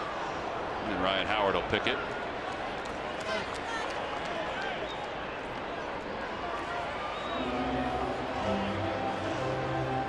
"75 pitches through 4 innings. This is an issue for Vince that wasn't there the first month of the season on a consistent basis, but it has been there before he went on the DL and right after he's come off the DL.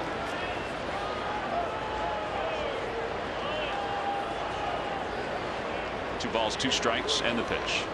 Over to shortstop, and Freddie Galvis up with it, flips the short way to second, and the side is retired. Velasquez works out of the potential jam here in the bottom of the 4th inning. No runs, 1 hit, and 2 men left. We'll go to the 5th in a 1-0 game.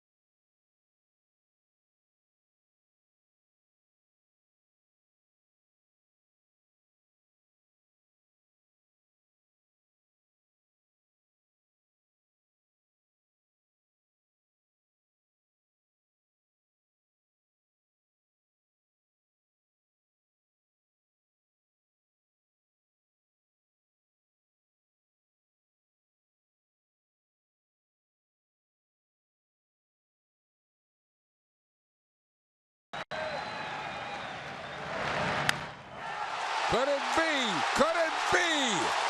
It is out of here! Number 400 for Jim Thome. Phillies have tied the game at the first, and take a bow, big man. June 14, 2004, when Jim Thome hit his 400th career home run in the Phils uniform. On Friday, August 12th, the Phillies will honor him for his time in Philadelphia. It is Jim Thome Wall of Fame induction ceremony. Remember to print free to all fans. Compliments of Toyota. Tickets can be purchased right now by going to Phillies.com. Be great to see Jim. That was a great night. As Freddie Galvis spins one out on 1 hop to second base. And he's retired on 1 pitch, 1 away here in the 5th.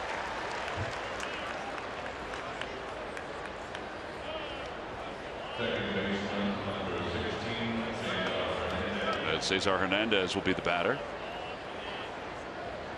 Gray, who turned his ankle running the bases earlier in this ball game, got a little bit of a limp, but it doesn't seem like it's affected him at all.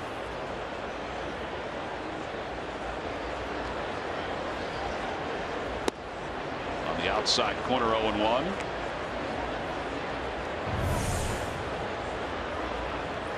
Right there. Hasn't affected his slider at all.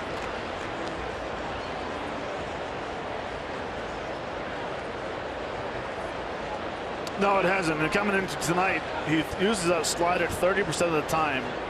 That's why the leg's hitting a $162. But with 2 strikes, it jumps up to 48% of the time.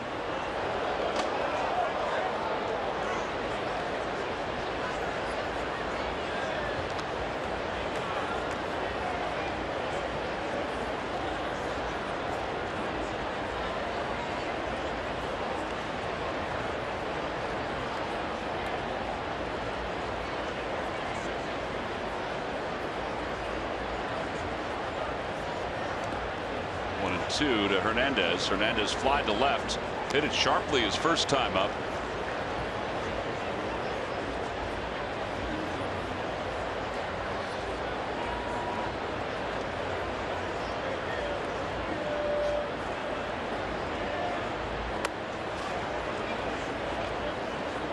Tonight is the anti-last night game. That's a 1-0 ball game. 8 hits combined between the two teams.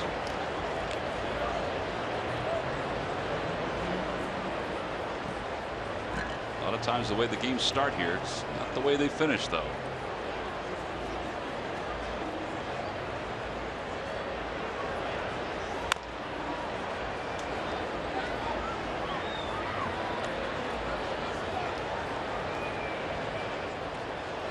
The rooftop, which has been open for a couple of years, the whole place is going to be packed by the end of the night because tonight is the first of 2 fireworks shows.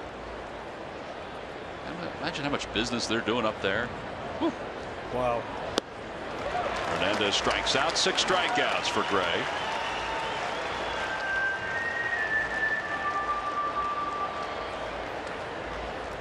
And there are 2 outs. So that slider I was talking about with 2 strikes. Hard and in, down and in. You know, it's actually interesting because his slider doesn't very often start as a strike. But it doesn't break a lot. It's at the bottom of the zone. Velasquez hits it out to second base. And an easy 1-2-3 inning for Jon Gray, who has pitched 5 scoreless innings so far. On to the bottom of the 5th inning. Velasquez will go back to work.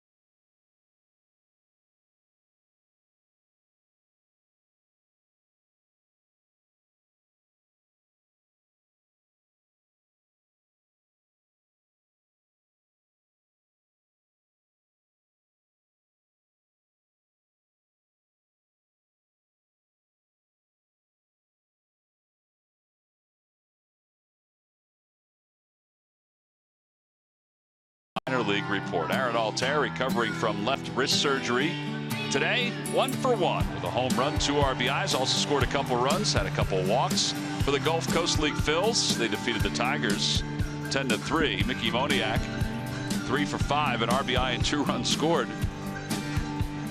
Tell you what, he's off to a heck of a start. Nice to see that Aaron Altair is out playing in games again. Matt Klentak said the other day, probably what they're trying to do is simulate an entire spring training for Aaron Altair as far as at bats go and repetition, which makes a lot of sense. Bottom of the 5th inning, DJ LeMahieu leads it off. He's 0 for 2. He has struck out.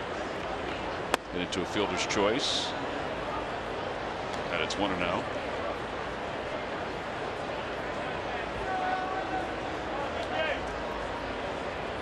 LeMahieu last year was an all-star for the Rockies.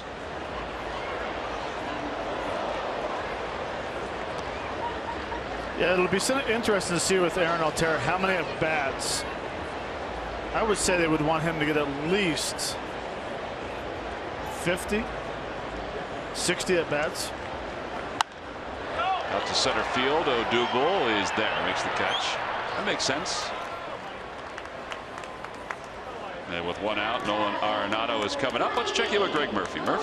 All right, thanks a lot, Tom. Well, you know, every time we see the Arizona Diamondbacks, we talk about Goldschmidt being one of those underrated players you don't hear a whole lot about in Major League Baseball. Well, I think the guy coming up here would also fit that bill, Nolan Arenado. I mean, you take a look at what he has done. We've seen defensively what he's able to do, but offensively, one of the best in the business. Take a look at the numbers since 2015. 65 home runs. That's first in the National League, third in all of baseball. 200 RBIs, first in baseball. 136 extra base hits, first in baseball, and 543 total bases is second in all of Major League Baseball as well. The guy does it offensively and he does it defensively. You don't hear as much about him playing in Colorado, but certainly he is a player to watch.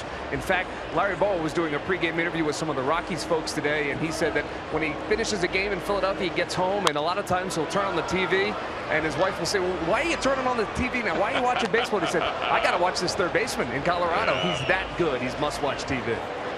And, you know, his work ethic, they say, is through the roof, defensively and offensively. But they say he continues to work on his defensive skills over at third base. It seems to be paying off. Yeah, big time. 1 ball, 1 strike to Arenado. And he rips that one down the left field line. And it's 1-2.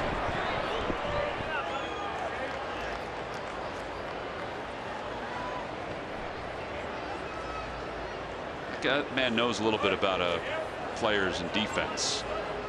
And when he comes out and watches Arenado during BP taking batting practice, that'll tell you something, that he's a pretty special player.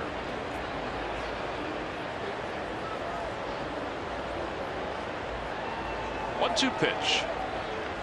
Got him. He went around. That was one of the nastiest pitches that Velasquez has thrown here tonight. 3 strikeouts for Vince. Yeah, it was. This is a pitch. Has a really hard break. See, Cameron Rupp wants that ball in the dirt. What would Ben say right there?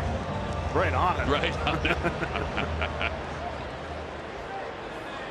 In fact, somewhere on the Jersey Shore, Ben is saying that right now. Gonzalez 1 for 2, an RBI double his last time up. Fastball upstairs, 1-0.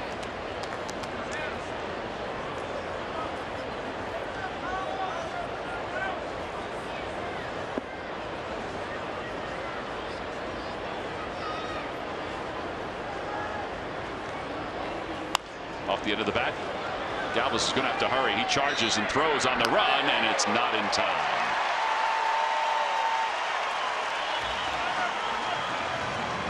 What did we say last night about his legs being healthy? They're healthy. Freddie does a great job. All he can do. Strong throw.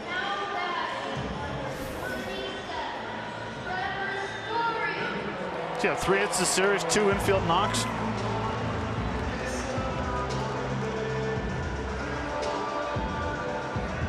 He had an infield knock last night to Freddie Galvis's left up the middle.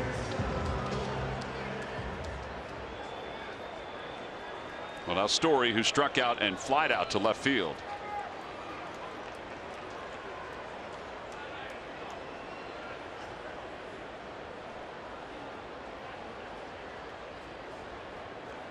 Fastball upstairs, 1-0.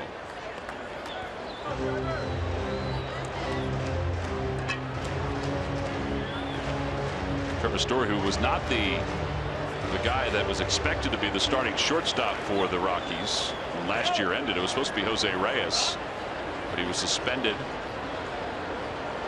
for the first part of this year. And then Story, as he lines that one out to left center field, had a heck of a spring, won the job, and he's going to drive in another run here. Gonzalez is going to score easily. RBI double. 2-0. Rockies on top.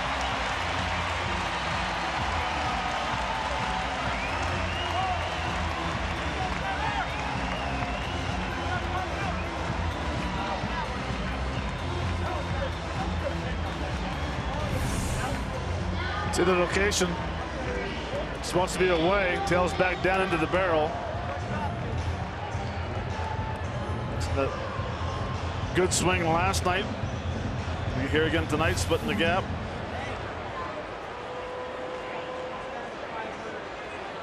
That's 19 doubles. He has 4 triples and 21 home runs. And now Descalso, who's 1 for 2, and he takes on the outside corner 0-1.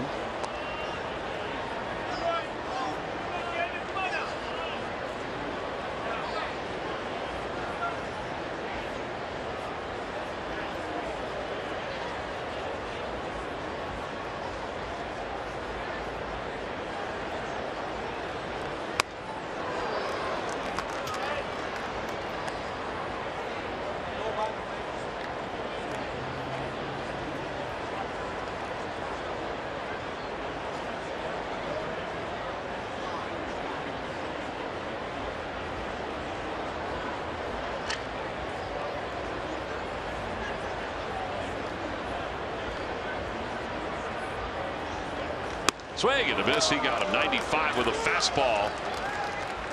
Second strikeout of the inning for Velasquez, but the RBI double by Story makes it 2-0 in favor of the Rockies.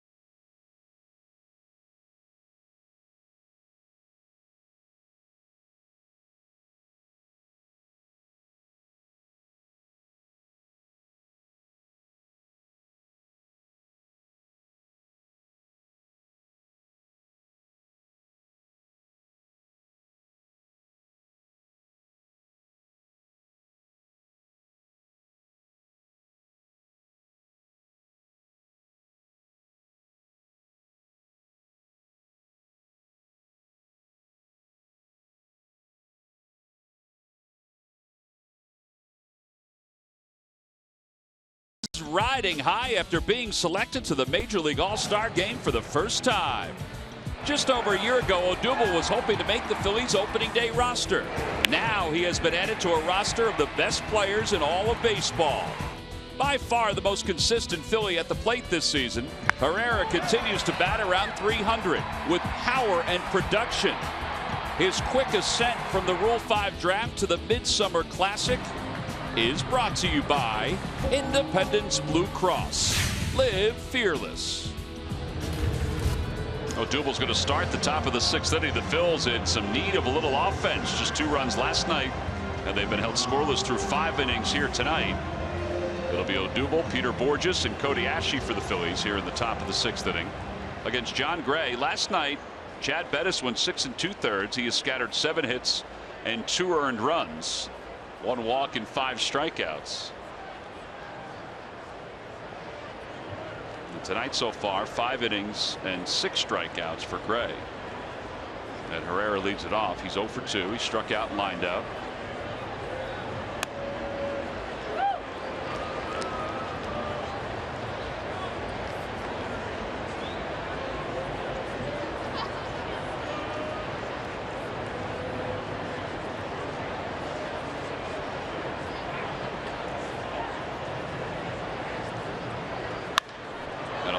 toward left field. Going back on it is Descalso, and he makes the catch.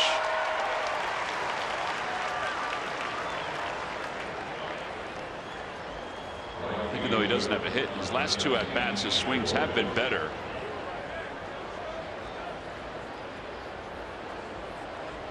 And with 1 away, Peter Bourjos, who doubled his last time, will be the hitter. He's 1 for 2. Just 67 pitches for Gray so far, and 5 1/3.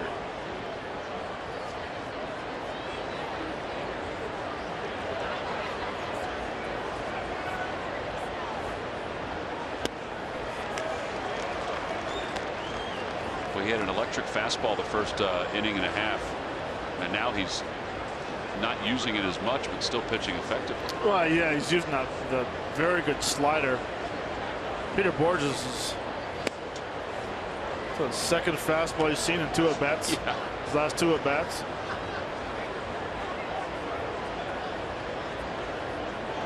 There's just something about the Phillies offense that is not the same. I don't know if it's a confidence or their approach. They're attacking the baseball.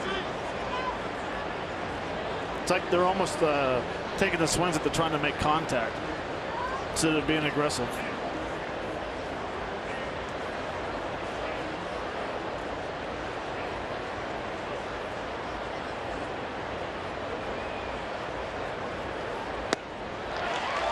Well, he gets Bourjos on that slider.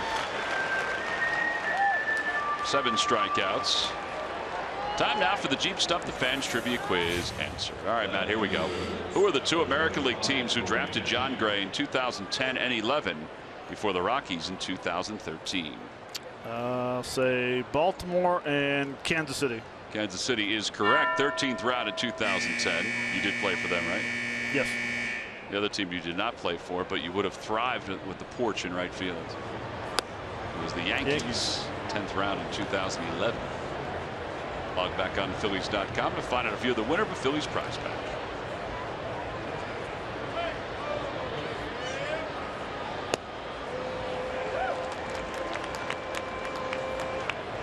As it turned out, he made the right decision because he was the 3rd overall pick and made a little extra money to begin his professional career. 1-1 pitch to Ashe.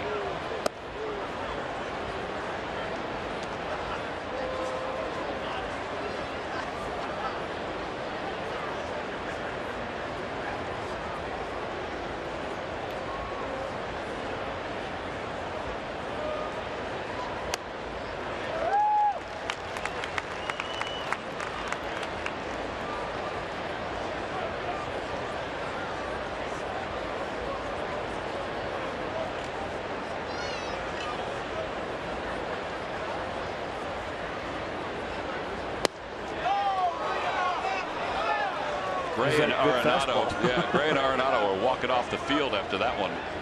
But it's a bit outside, 3-2.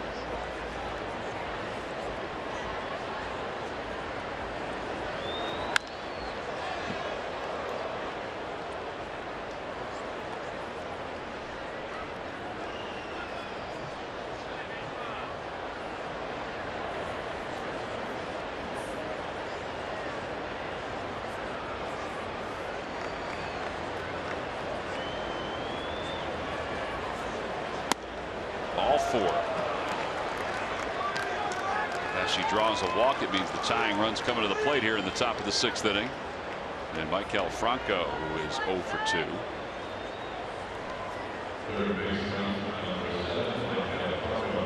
Franco flied to center field and struck out.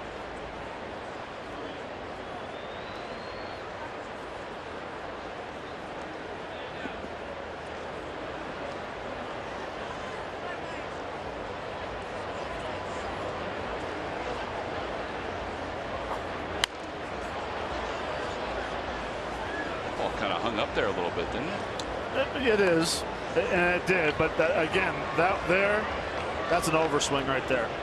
You can tell by where his front foot lands.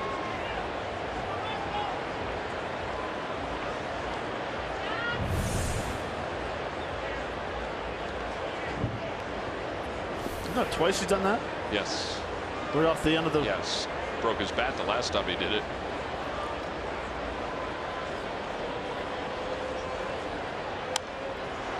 Fouls it back. And a 96-mile-an-hour fastball. Gray missed his spot.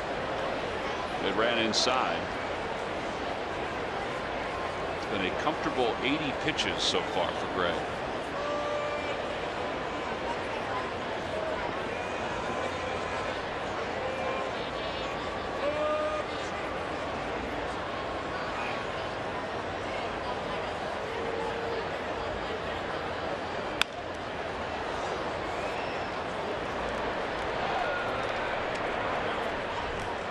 Probably think about putting that pitch on the shelf right now. With the hanger? Yeah. If I'm Gray.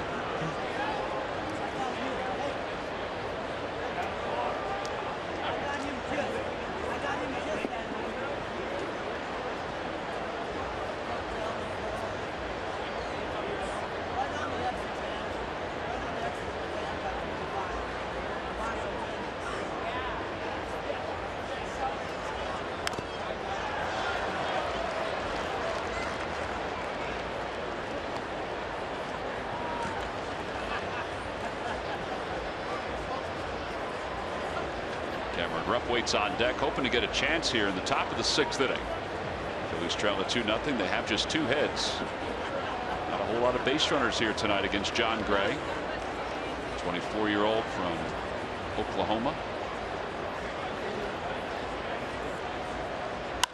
Out to center field, and Blackmon will cross over and settle and make the catch. And the inning is over. No runs, no hits, 1 man left for the Phillies. We play 5.5. On to the bottom of the 6th. It's 2-0. Rockies on top.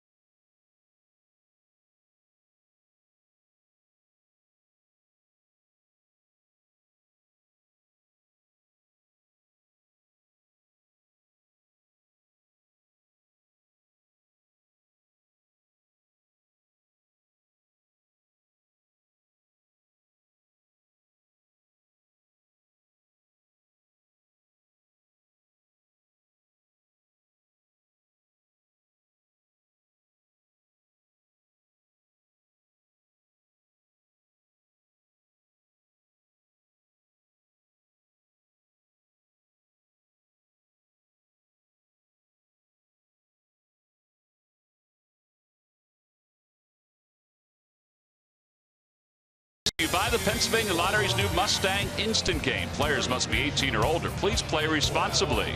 Buy Nissan. Shop ChooseNissan.com. And buy WB Mason. You can't go wrong when you buy right.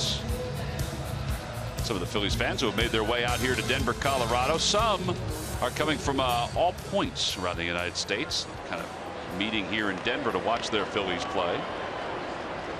So far, it's the Rockies, though, that had the upper hand. They won last night. Now they lead this one 2-0. Mark Reynolds leads off the 6th inning against Velasquez. And the first pitch bounced foul. 0-1. Talking to Pete Mackanin today, no restrictions as far as pitch count goes for Velasquez. He said he'll dictate how long he's going to be out there. And you can see by his pitch count that is true, although there is bullpen action behind him.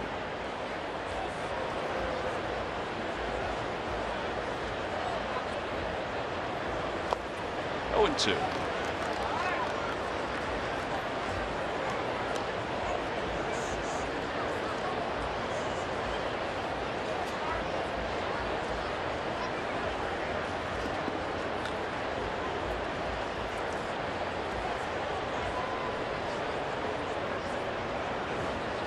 Swing and a miss, a high fastball. That's 3 strikeouts the last couple innings for Velasquez.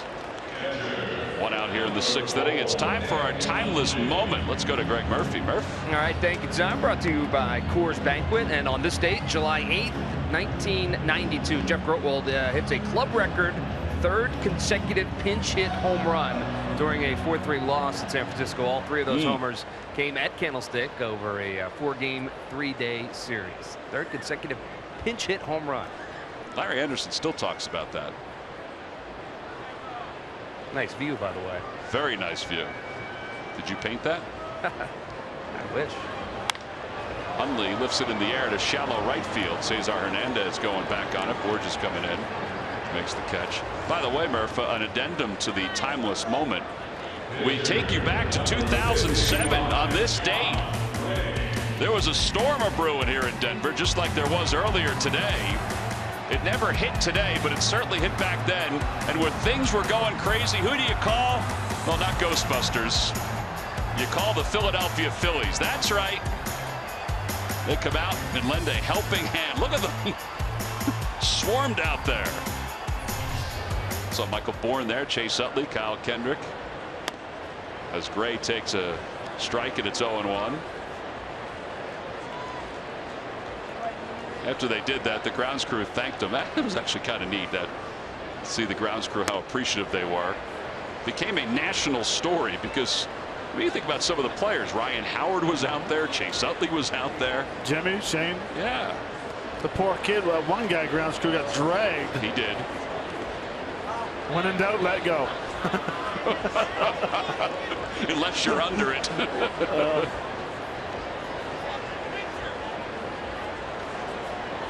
Think about some of the folks that were in that pile. We mentioned Michael Bourne, Steve Smith, the former Phillies third base coach, was in that shot. 1-2 pitch to Gray. Swing and a miss, and a 1-2-3 inning for Velasquez. He threw a nasty pitch there. Yeah, the sights are pretty sweet out here. It would look even better if the Phils can get some runs.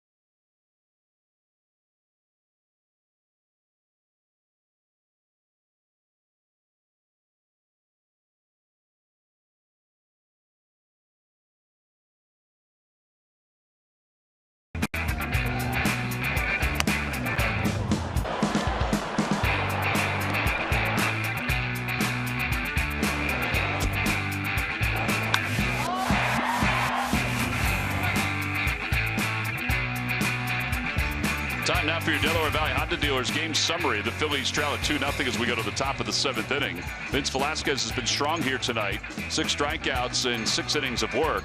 John Gray, though, has been even a little stronger. He has 7 strikeouts through 6. He has scattered just 2 hits. And now as we go to the 7th inning, it'll be Cameron Rupp, Ryan Howard, and Freddie Galvis. Brandon Barnes comes on to play left field.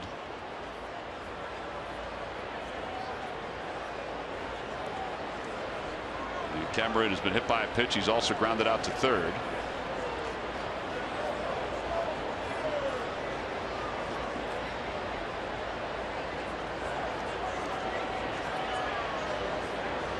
First pitch is off the outside corner. 1 ball and no strikes.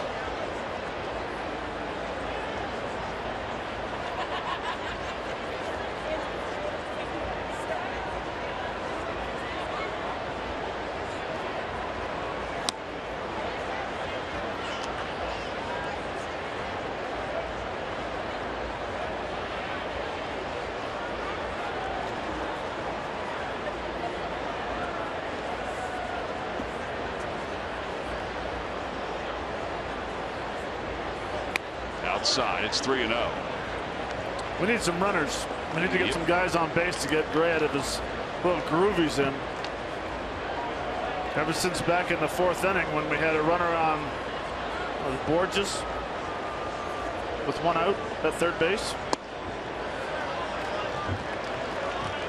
Well, Cameron Rupp starts it out with a leadoff walk. And he struck out Franco. He's been cruising ever since.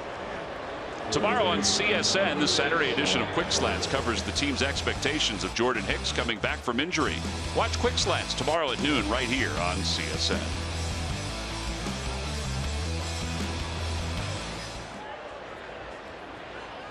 Ryan Howard is the batter.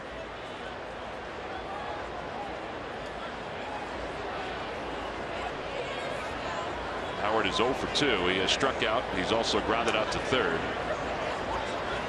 Actually, he's grounded out to where Arenado is right now. And he fouls the 95-mile-an-hour fastball back. It's 0-1.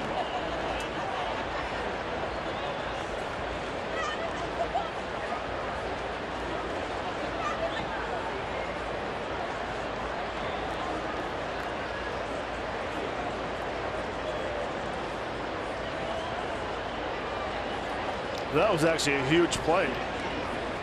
That was man on 3rd base. Howard with a base, well, would have been a base at the left field. Right. Tied at 1. The way it was hit, Rupp wouldn't have advanced to 3rd, but they would have had another runner in scoring position because he was at 1st base too. Cameron a short lead off 1st. Off the shin guard of Hundley, and Rupp goes to 2nd. Second wild pitch of the night for Gray. It's the 17th while Hundley's been catching this year. Doesn't have quite the distance on that changeup, or I think it was a changeup. Yeah, and Hundley didn't get to it properly. Yeah, well, he didn't expect it to bounce 47 feet either. No, he was set up. He was set up outside. You're right. And it bounced inside. 1 ball, 1 strike to Howard. Popped up, foul territory, 3rd base side. Arenado is over and reaches in. Did he get it? And he did not. It went off his glove. I'm not sure if a fan got in the way. It was the fan's right because it was in the seats.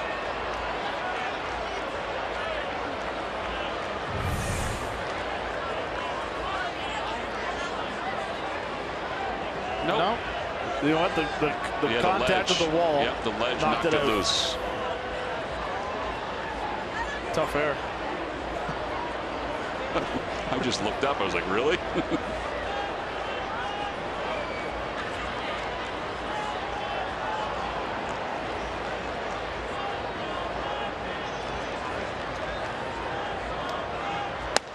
Fastball cut out and missed. 97 on that one. 8 strikeouts for Gray.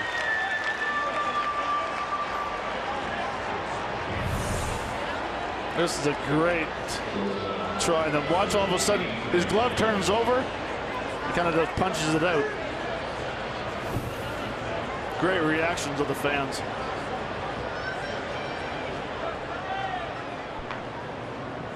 Jake McGee warming up in the bullpen. Phillies have Andrew Bailey warming up in their pen.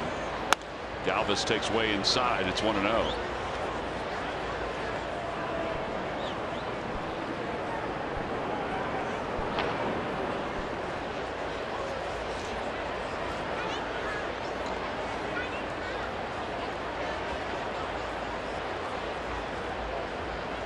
Breaking ball, and it's 1-1. It's the best Kirby's thrown in a couple innings.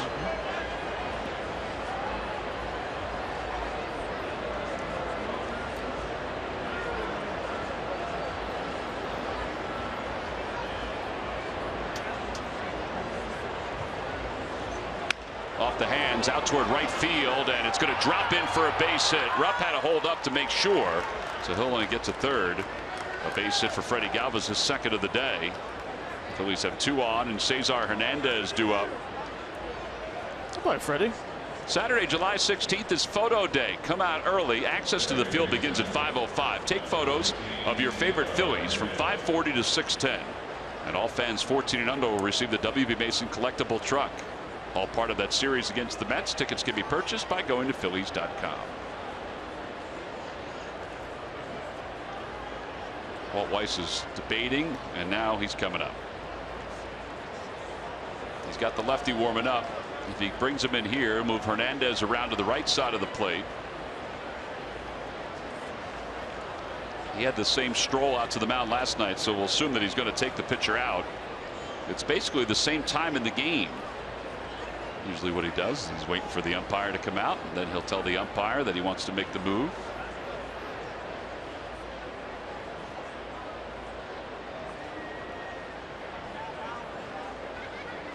And that is it. So Jon Gray is done after 6 1/3. Last night Bettis went 6 2/3. He left with the lead. Gray leads with the lead. He's responsible for the 2 base runners.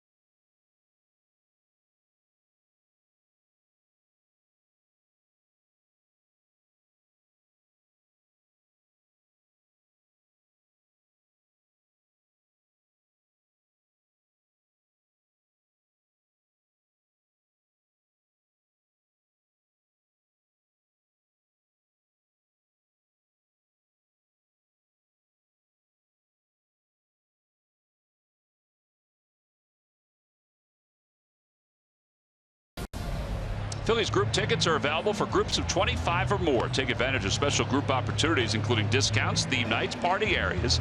There are plenty of benefits and special options, special fundraising opportunities as well. Go to Phillies.com/group tickets for more information. Jon Gray's night is done. Gray 6 1/3, 3 hits. Let's take a look at what he did tonight against the Phillies. He's still responsible for the runners on base, but he was effective tonight. Yeah, he was. He was very effective, especially in the first couple innings, establishing a fastball that sets up that great slider that we talked about. You know, the key was to change the speed, change the location, even mixed in a few curveballs that kept the hitters off balance. But all in all, when he needed to strike out, he went with the good old-fashioned fastball. So he'll give way to Jake McGee. McGee has 15 saves so far this year for the Rockies. Jake McGee is a 2-pitch pitcher, fastball, curveball. Has a good arm as well, tops out at 96.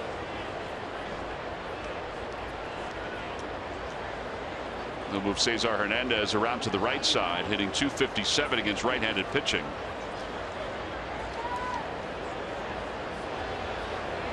See if Cesar goes after that first fastball. Chopper toward the hole, and that's going to get into left field, a base hit. Rupp will score. The Phillies are on the board. It's a 2-1 ball game. Actually, that might have been a slider up in the zone. Yeah, he went after the first pitch, but it was a slider, and that run is charged to the line of Gray.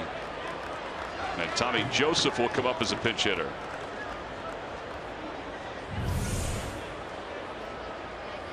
Well, when you're swinging the bat well and you're getting knocks, keep on getting the base hits by a CNI single. Cesar hitting over 400 in his last 22 games, and he just adds to it there. Give him an RBI, a run scored for Rupp, and Tommy Joseph will pinch hit.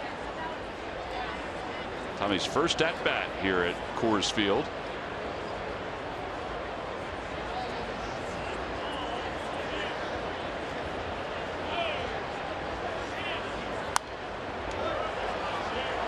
he got a fastball.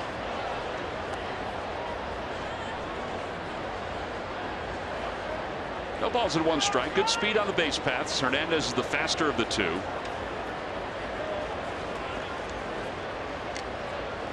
Velasquez goes 6 innings again tonight. He scatters 8 hits and 2 runs.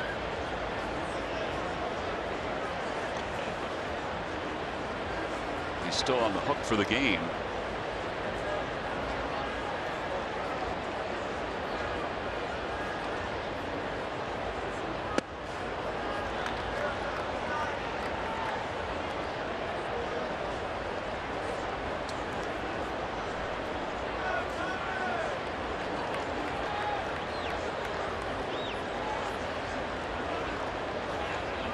Tommy overall hitting .233.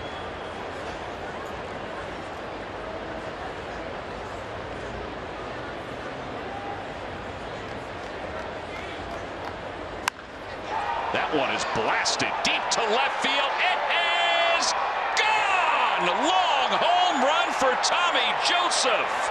And the Phillies take the lead. It's their first pinch hit home run of the year. It's a 4-2 ball game.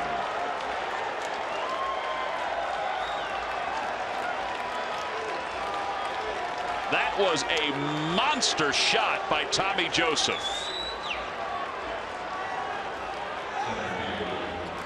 Yeah, let me sit on the bench a couple of days. I'll come off the bench and hit an absolute bomb to left field on a slider that didn't break. And I mean, this one was crushed. Well, as you said, Matt, things don't slice or hook here as much as they do at other places. And that just hugged the line. And Alfred Sikorsky of Trenton, New Jersey, you've won $100 thanks to Tommy Joseph in the McDonald's home run jackpot. 4-2 Phillies on top here in the top of the 7th inning.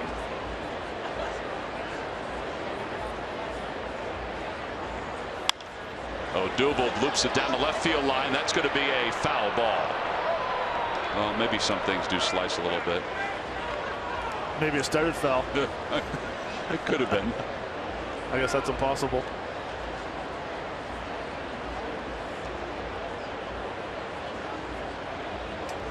I would say over the last, 2 or 3 games, not including last night, but the games that we played at home versus the Atlanta Braves, when the managers made some pitching changes, it's backfired. Very true. Brian Snitker made some moves that series in the Braves. You're right. Yeah. That is a 455-foot home run by Tommy Joseph. 455 and 104 exit velocity.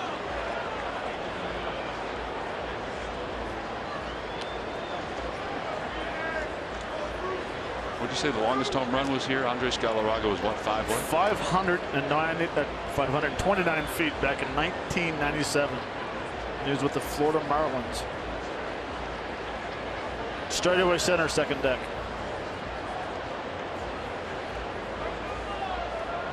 Well, that was some big time power right there by Tommy Joseph. Yeah, it was.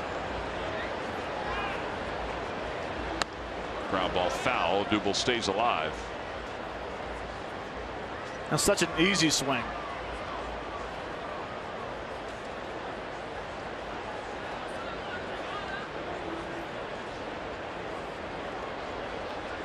Tommy Joseph has taken Vince Velasquez from on the losing side to the winning side of this game. See how long the barrel stays through the zone? That's the reason why he didn't hook it foul.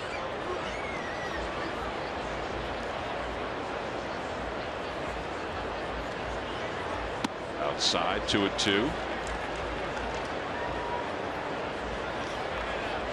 You know, I don't know. It might not. Odubel might not get a hit this at bat, but he's back with his stance. He's fouling off some tough pitches. That's a pitch there yesterday he would have swung at. Want to throw his bat. And again, he might not get a hit, but at least when you go home at the end of the night, knowing that you hit a line drive to right, a ball to left field well earlier. Out to shortstop. Story's up with it.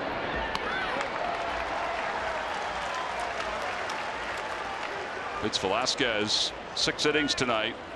When this inning began, he was in the hole 2-0. But look at his reaction. He's next to Cody Asche. And he gets up right away. Arm goes up along with Cameron Rupp. And then like the wave down the dugout. I like watching Cameron. He looks back at Tommy Joseph to see what kind of reaction he's giving after it's a home run. Like, am I going to sit there and pose for the pitchers? Over to third, big hop for Arenado. And the inning is over. However, the Phillies take the lead.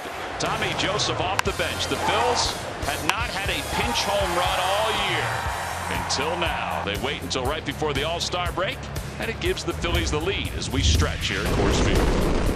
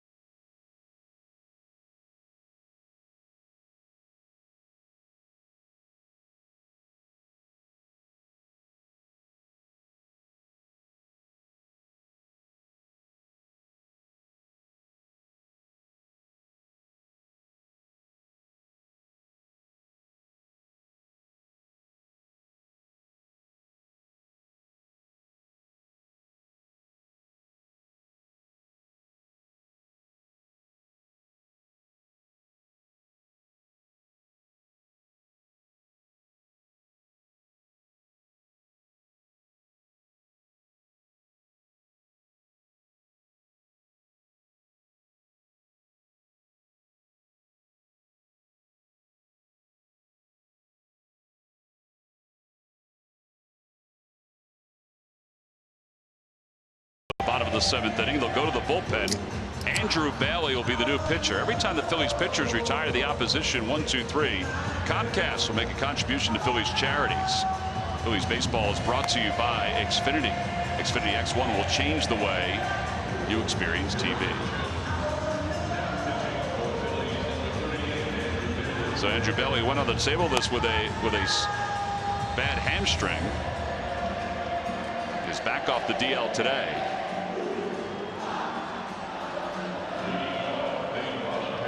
He took the spot vacated by Adam Morgan, who was sent down to the minor leagues after last night's game. So right into the fire for Andrew Bailey here at Coors Field.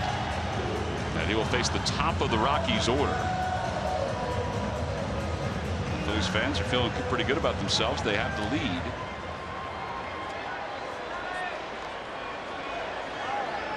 Charlie Blackmon, who is 2 for 3, starts it off for Colorado.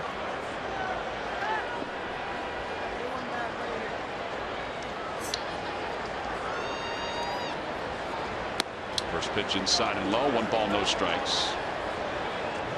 Andrew was with the team for most of his rehab. It was only the last couple of days that he went down to the minor leagues where he picked up a save. He was working with Sean Ficasny most of the time to try to get himself back healthy again. Phillies will also have to make a move tomorrow because Daniel Stumpf is eligible to come back off the suspended list.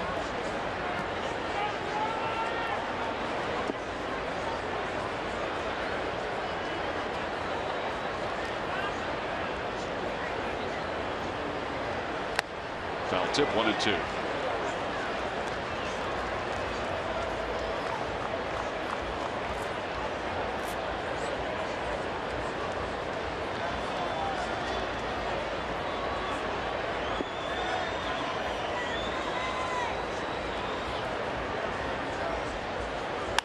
Off the hands, out to shallow left field. Galvis is out. Ashe is in, and Ashe makes the sliding grab.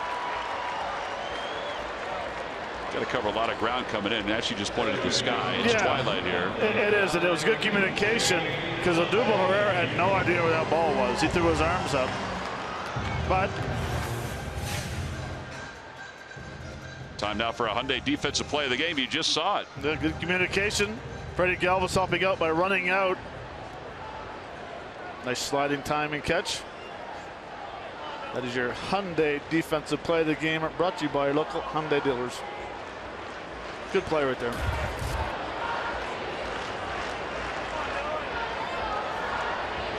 LeMahieu takes up and in. It's 1 ball and no strikes.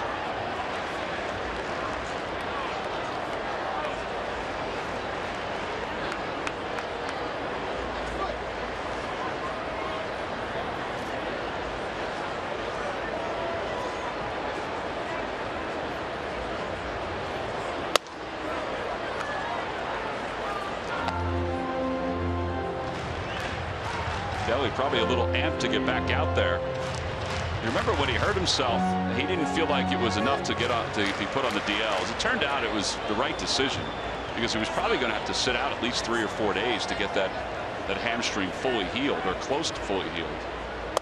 That ball was not as close as LeMahieu made it seem. 3 balls and no strikes.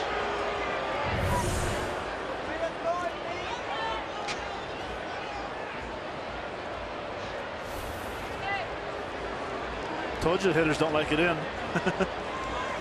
That was closer to the plate than it was to him.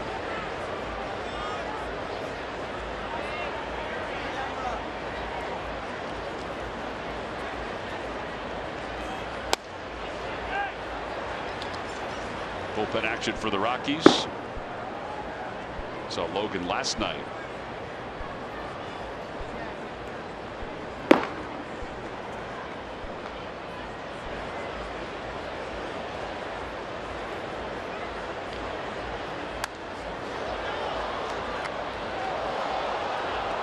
A couple balls that have been firing into the press box area tonight. Press box is below us. Matt Breen, one of the Phillies writers, well, he had to go duck on a foul ball earlier. He got to keep it, but it almost took him out.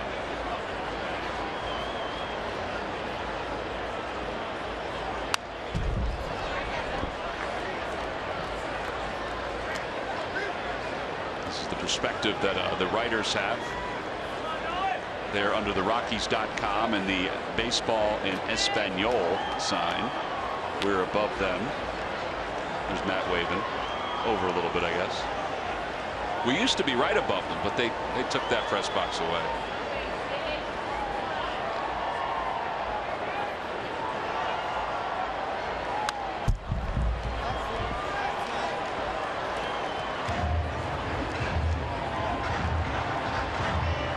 Matt waving.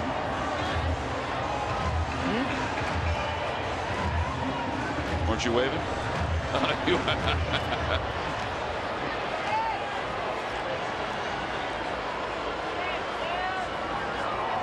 know, the press box, that might be the best seats in the house, besides ours. That's pretty nice.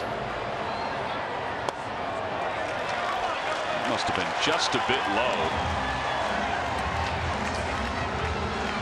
So 1 away.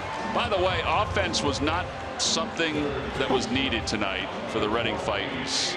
They scored 21 runs against the Bowie Bay Sox. Andrew Poulin, just off the DL, had 3 hits and 3 RBIs. Rhys Hoskins hit his 25th home run. Dylan Cousins hit his 24th. They were 8 for 14 with runners in scoring position. But those 2 guys are not in the top 100. Matt, you got to stop just looking at homers. Average. Arenado takes a strike. It's 0-1.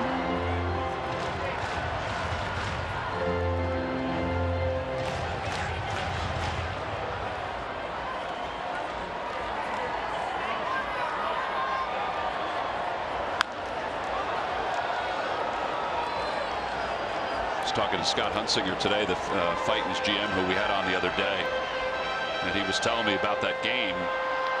And we were talking about Cousins and Hoskins, and you know, he was talking about their adjustments. He said, you know, they still strike out a fair share. He said, but just to watch them, as he told Murph the other night, has been pretty impressive. Out to center field. Odubel ventures back. He's under it.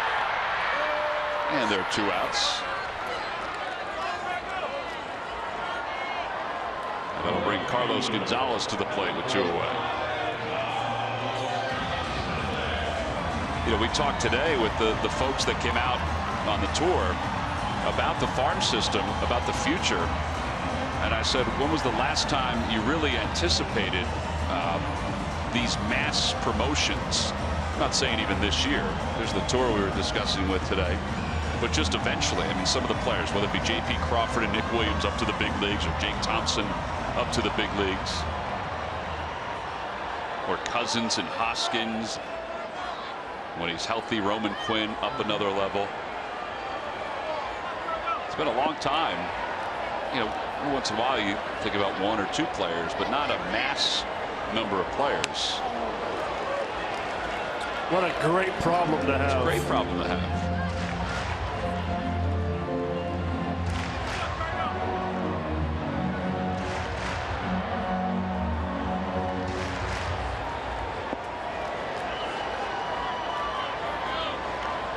No balls, 1 strike to Gonzalez. So we get a miss, 0-2. That brunch this morning actually was fun. Besides greeting people. But I served probably 35, 40 people at their breakfast. You did, yep. We were at the Denver Aquarium. Very nice place. Downtown. It was a beautiful place. They had a banquet hall. You were serving eggs Benedict. Usually it's a buffet, but it was a waiter service today from Canada. I don't think the wait staff really knew what to do with you. No, one lady she thought I was there for the show or something. She's like, we got this. I'm like, no. Help. She didn't read the memo. No. It was a good group, though. It was nice to chat with them. They love their Phillies. There's no question about that. They're a little frustrated from last night's game, but yeah, besides that, everything positive. Line drive, base hit it to left field for Gonzalez. LeMahieu stops at second. Colorado has runners on first and second with 2 men down. And Trevor Story is coming up. Phillies do have bullpen action. Hector Neris is firing in the bullpen.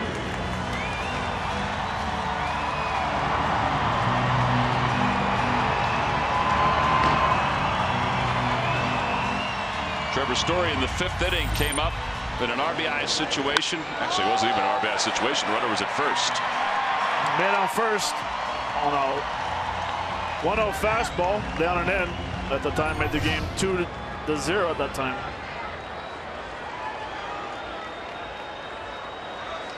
.56 RBIs for Story.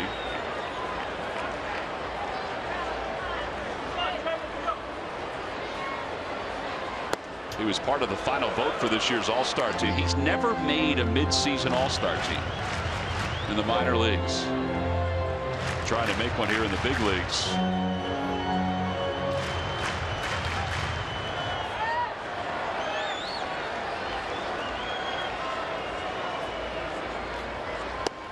Oh, 0-2.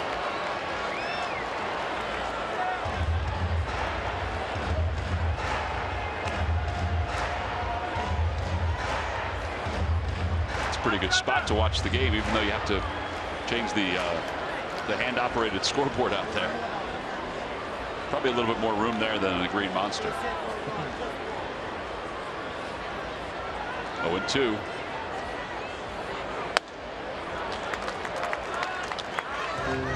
That is the book on Story, is that you can get him up with a fastball.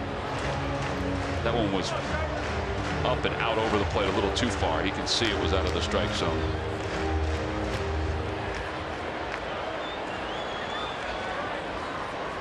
He's definitely a very good low ball hitter.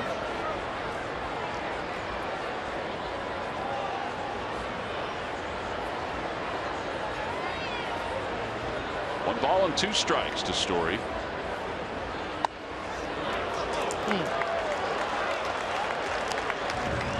It's a tiny strike zone.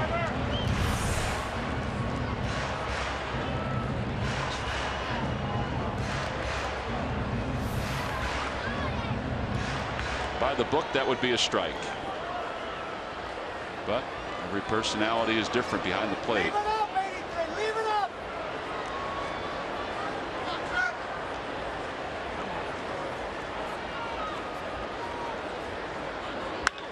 Line drive, base hit it to left field. Rounding third, heading for home is LeMahieu. He's going to score, and it's a 4-3 ball game.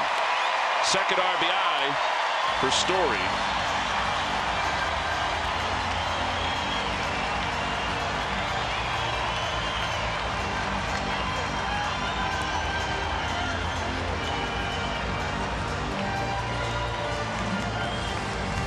Buchanan sent it out.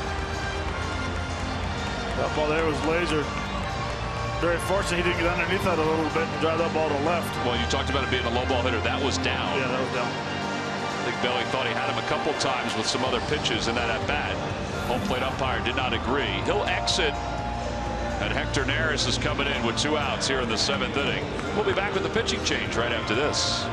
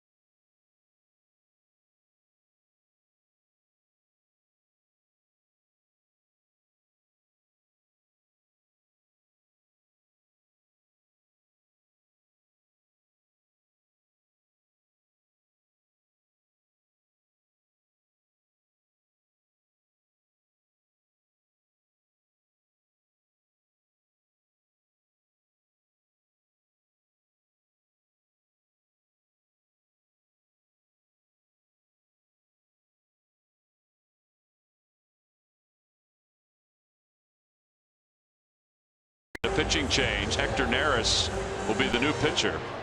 Andrew Bailey making his return from the disabled list. Brandon Barnes, who came on to play left field.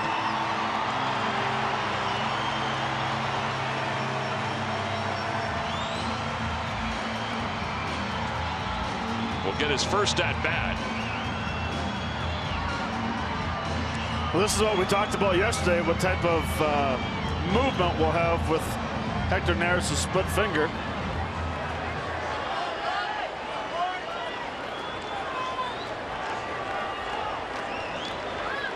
Barnes hitting .235 on the season. Outside, 1-0 with a fastball.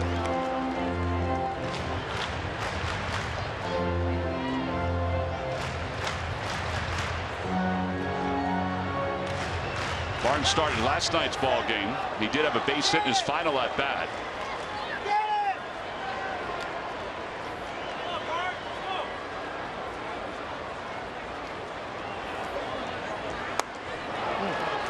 Back-to-back fastballs.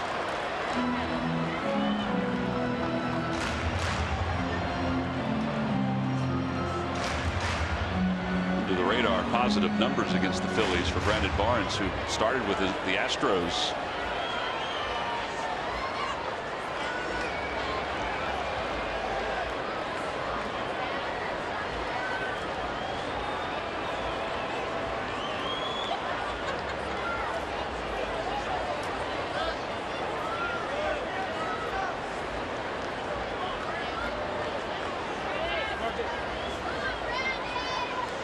Big stat for a setup man. The inherited runners and how many have scored.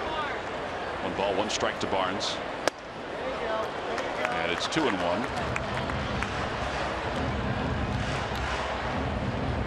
Reynolds waits on deck.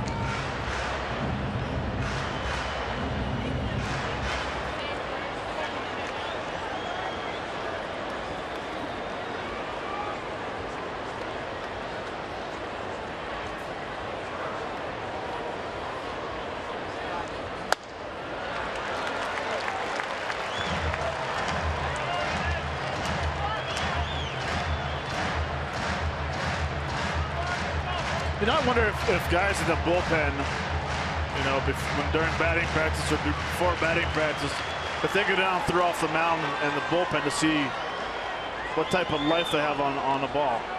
When's the last time you've seen 4 straight fastballs from Hector Neris? They got 5. Yeah.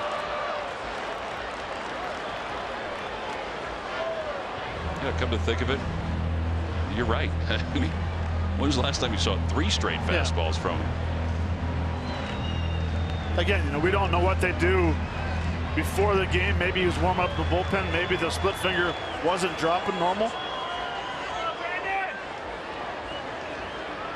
3 balls, 2 strikes. The runners will be off. They go. The pitch fouled away. Well, normally he's confident to throw the split 3 and 2. I don't know if he's got the confidence to do it. I mean, that's 6 straight fastballs from Neris.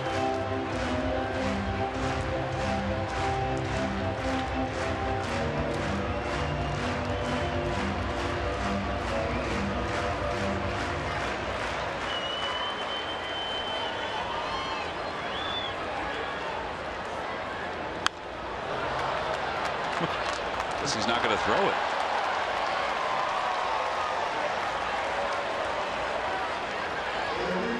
Well, I guess without him throwing it, answers my question. 2 teams are combined 5 for 19 with runners in scoring position.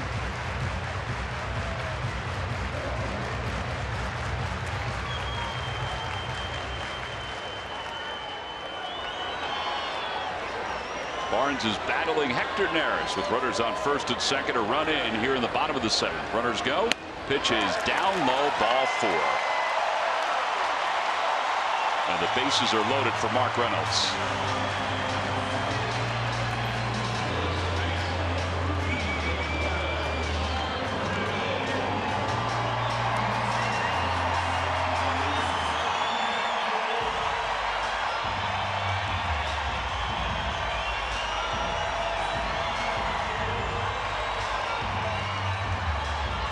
Reynolds is doubled today. He's 1 for 3. Phillies took the lead on a 3-run pitch hit home run by Tommy Joseph. And he throws his first split of the night, and it's in the dirt, smothered by Rupp, and it's 1 ball and no strikes.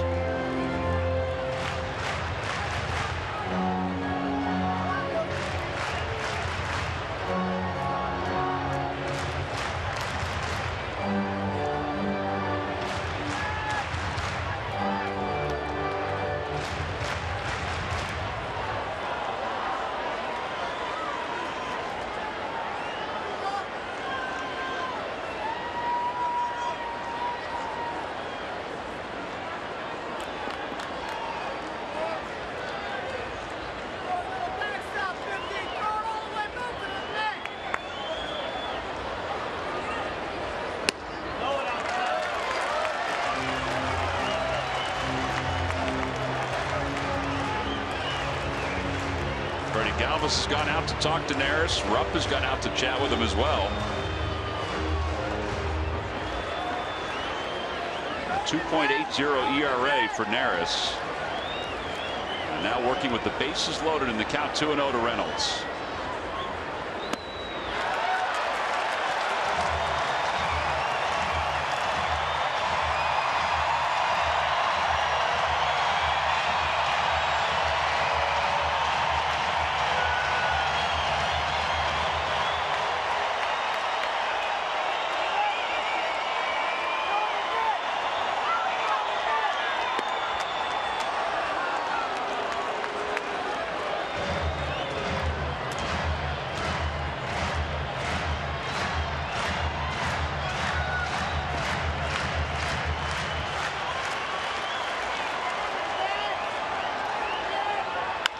Chopper over toward the left side, backhanded by Galvis. Takes a beat, and the inning is over. The Rockies leave them loaded here in the 7th inning. Boy, if that doesn't get your heart racing, I'm not sure what will. Phillies have a 1-run lead as we go to the 8th. It's 4-3. Phillies on top.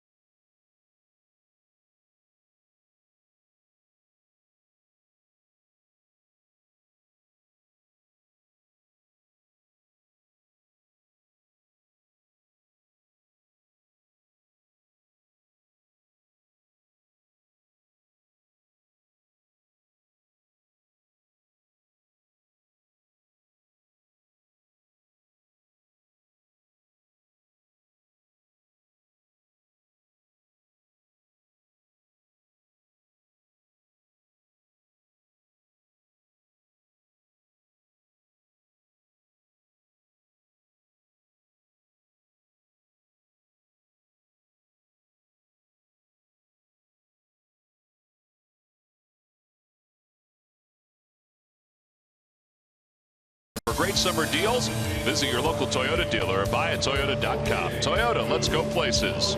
Buy McDonald's. Stop by McDonald's today and enjoy the new McPick 2 for $2.50 menu. I'm loving it. And buy your local Ford stores. All right, I have to ask. Yes, sir. What kind of hat's that?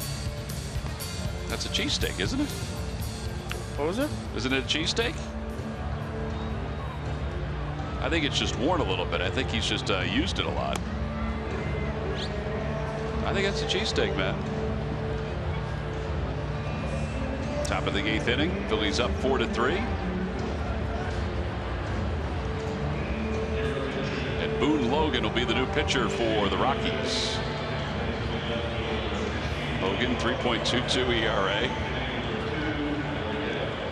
And Tyler Goeddel is going to pinch hit for Cody Asche.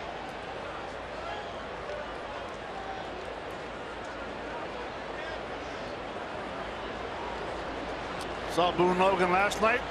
Still has a very good fastball, 92-95 slider, and a change as well. Tyler Goeddel takes outside. Tyler Goedel's playing time, as everybody knows, has been diminished because Cody Asche's been hot and Peter Borges has been hot. He continues to work every day, though. Everybody wants to play, but I think he understands not only what the situation is, he knows what his role is as well. He's trying to get better each day in batting practice, shagging fly balls, hitting underneath. Hits that one the opposite way. LeMahieu goes sliding to his left and quickly gets to his feet. One away. Time to get updated on what's going on around baseball. Here's Greg Murphy. Murph. All right, thanks, Tom. It's our greater coverage of baseball presented by T-Mobile. And I can't tell you how many times I've said this year, but the New York Mets once again rocked by injury. And this time it was Yoenis Cespedes in the 3rd inning of their game against Washington, chasing down a fly ball in the outfield, had to leave the game with a quad injury. 2 innings later, Noah Syndergaard, the starting pitcher, had a long conference with the trainer on the mound. He had to leave with what they're calling arm fatigue. So both of those guys left. This game tonight against the Washington Nationals, that all comes on the same day where they find out that Matt Harvey is having season-ending surgery. So the New York Mets continue to get hit. On a much brighter note, the Chicago White Sox turned their 3rd triple play of the season this year. 3rd triple play this year. First time that's happened since 1979 when both the A's and the Red Sox were able to turn 3. It's amazing. You can go years without seeing one, and you get one team turning one after another. We've got another pitching change here at Coors Field with the Phillies down by 1.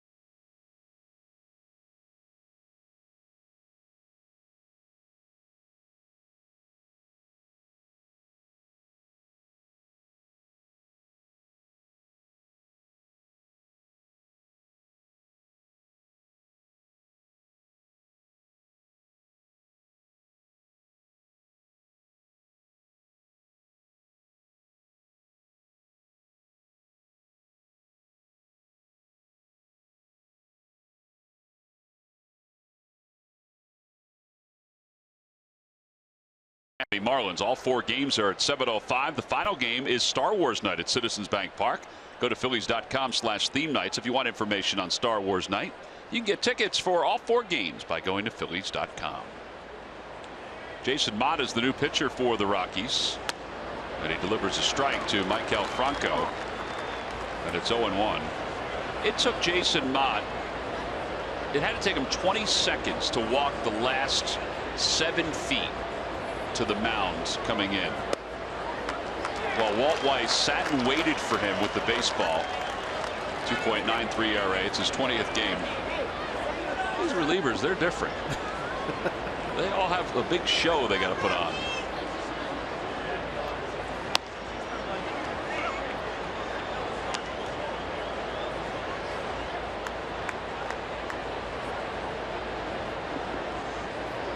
One and two.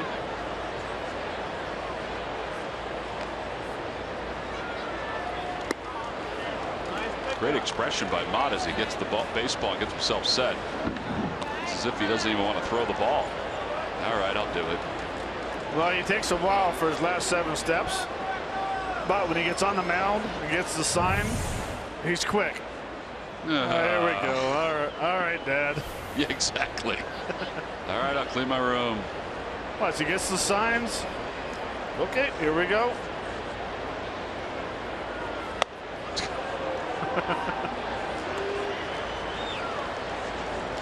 3-2 to Franco. Franco is 0 for 3. He's hit in 7 straight. Trying to extend that here in this at bat in the top of the 8th inning with the Phillies up by 1. Next to a Tommy Joseph pinch hit home run. Whacked over to third, past the diving Arenado down the left field line. And Maikel Franco will get to second base with a 1-out double. Well, Matt, he doesn't stop everything over there. He is human over there. He almost made that play, though. Mott decides to go with a 3-2 slider. Nice job keeping your hands inside that baseball and just out of the reach. So he might have dove over top of it and a little late. Ooh. He did just miss that. Missed it.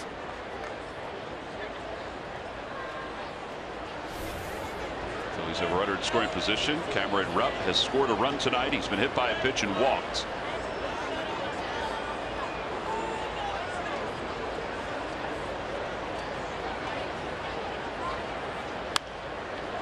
First pitch is foul up to the upper deck.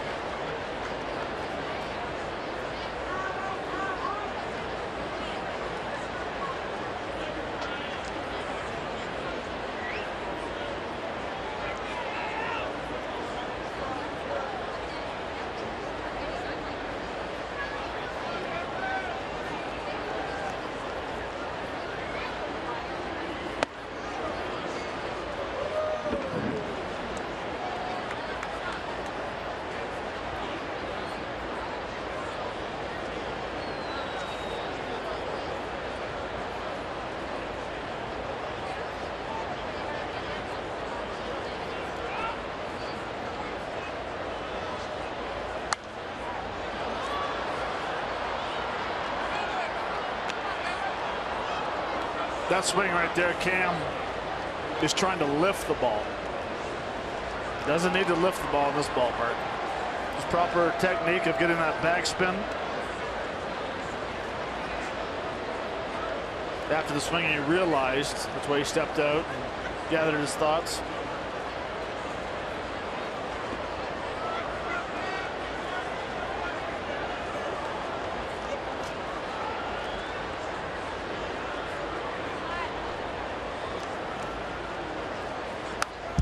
Gets it back toward the screen. So it remains 1 ball, 2 strikes. Mentioned that Tommy Joseph's 3-run home run is what's given the Phillies the lead. It's a pinch hit home run. Only the Reds and the Giants are without a pinch home run now in the National League. Joseph's home run went 455 feet. It was the longest home run for a Philly this year, and it's the second longest dating back to last year. Rupp has the longest in August of last year, 461 feet. He pokes this to the right side. LeMahieu will throw him out. Over to third is Maikel Franco. I believe you would be talking about the one he hit in the bullpen in right center. Yep. That was impressive.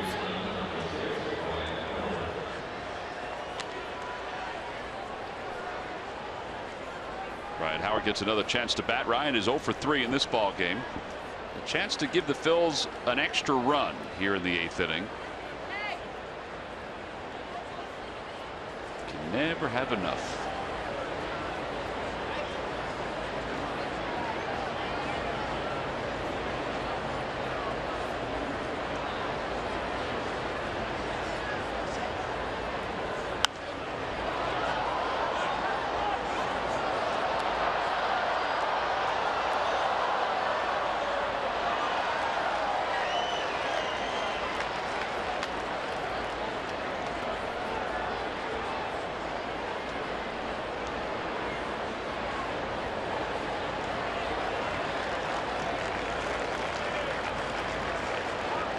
One pitch, popped it straight up.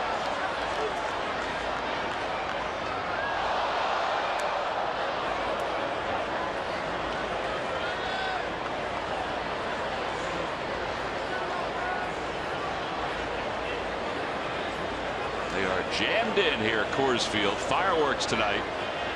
Where'd they all come from? They weren't here the first few innings of the game. Spent some time in Lodo. I don't know, but that rooftop bar, it's packed. It's a great idea. Whoever thought of it.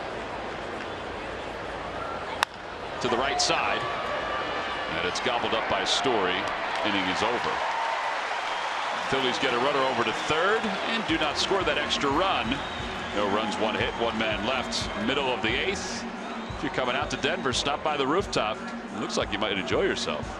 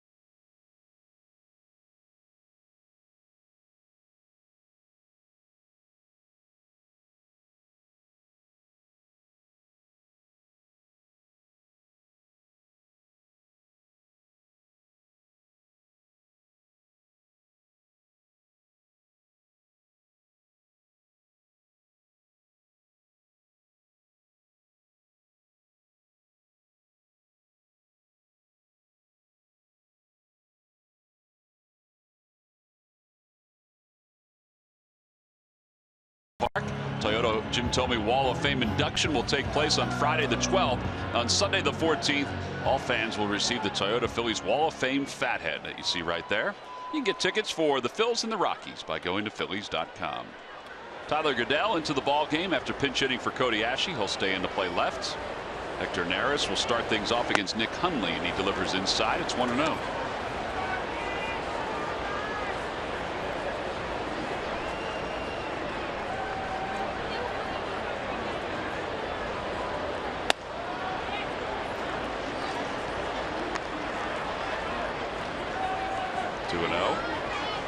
You got to help me with that one, Matt. I don't know where that pitch was. High. Was it high? Higher. Now that one was higher.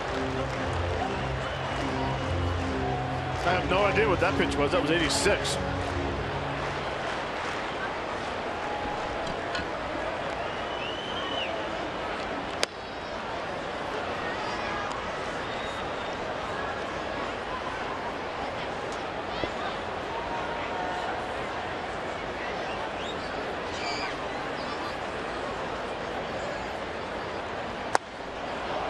balls and 2 strikes.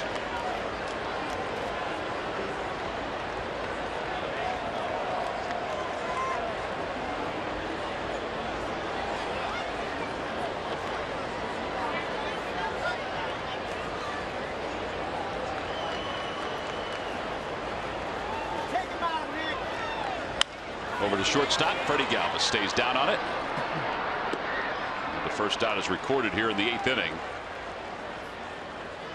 And with 1 away, Adames will check back into the dugout. And Ryan Rayburn will come out as a pinch hitter for the Rockies.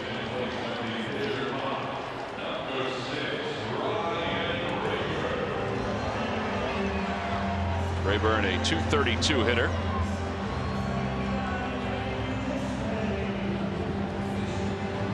Five for 24 with 2 home runs as a pinch hitter. Bob McClure will head out to the mound.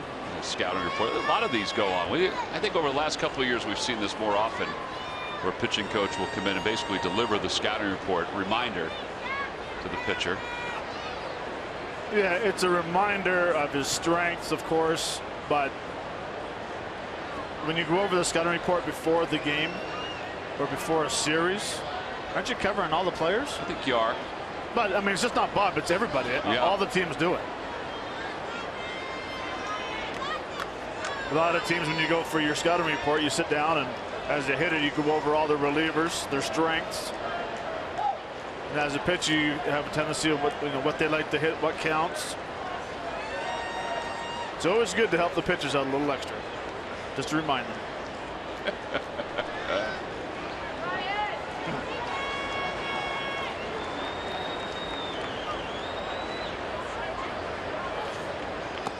In the dirt with a split, and it's 1-0.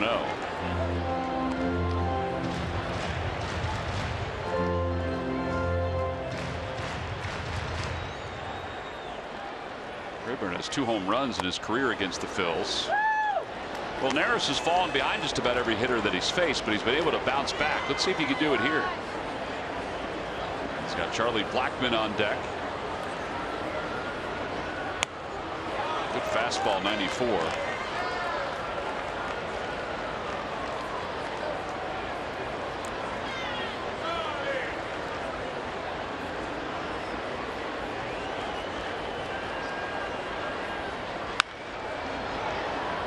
Back even now, 2 balls and 2 strikes to Rayburn.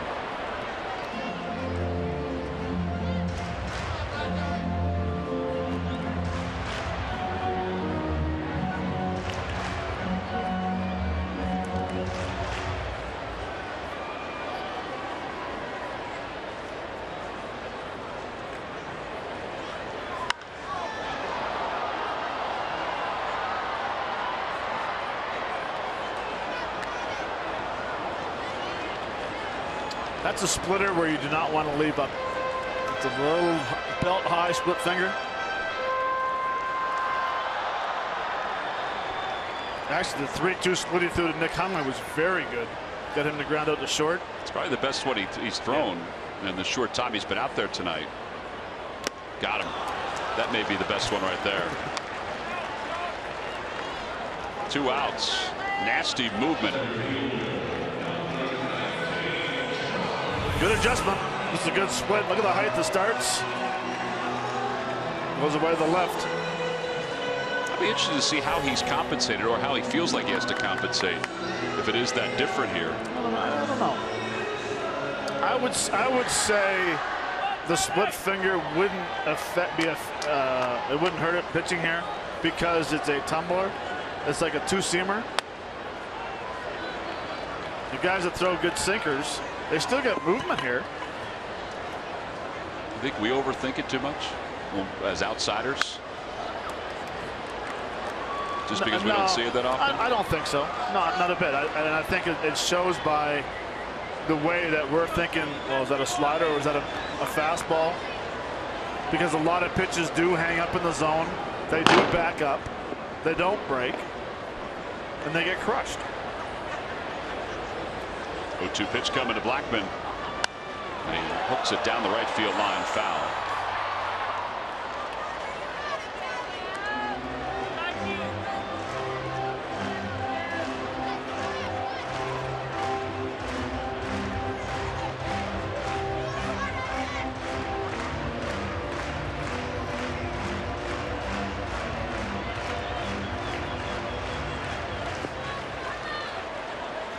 Throw that split again and bounce it. No, quick pitch.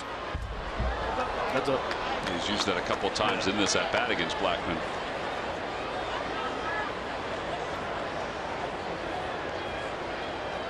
But as a hitter, if you see that quick pitch, you're anticipating a fastball. If you throw that split finger, because you're speeding up to go to home, as a hitter, you speed up to attack it. And then you throw a split finger, you might get more swing and misses. If that's what he's looking for, unless he's looking for a weak ball put in play.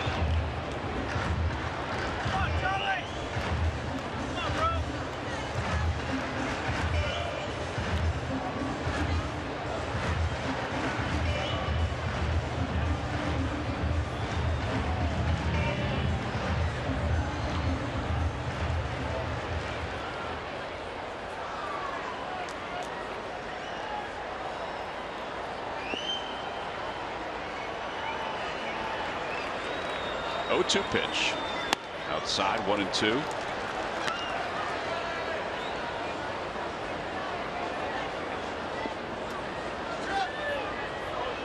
Blackman's asking for, or had asked for time. Part of that may be to ward away the quick pitch on the part of Neris. Somehow he just got a piece of that splitter. He took it right off the ground. Toyota Major League Scoreboard. It is the final. Steven Strasburg improves to 12-0. 3-1 victory over the Mets. He only got 3 runs of support tonight. Papelbon picked up the save, his 18th. He must have been really nervous. I think he's still leading though. Run support. Asdrubal Cabrera homered.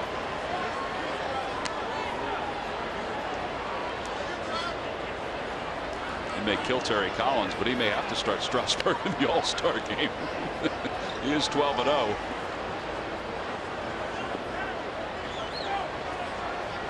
1 ball, 2 strikes to Blackman. And a liner to right field, a base hit. It's going to be an extra base hit. Blackman runs well. Borges will get to it. Blackman puts the brakes on right at second base. He thought about going to third just for a moment. 15th double of the year. It's his 3rd hit of the night. And DJ LeMahieu will be the batter. Pete Maccannon's going to do a double switch. Good at bat right here. Blackman's always been a very good low ball hitter. He battled off some pretty good splits. Finally gets one up in the zone a little bit. Thought about it, and then he shut her down. So with that base hit, Hector Neris is going to exit. Genmar Gomez will come in. It's a double switch for Pete Mackanin here at the bottom of the 8th inning and 2 men down. Genmar Gomez looking for the 4-out save.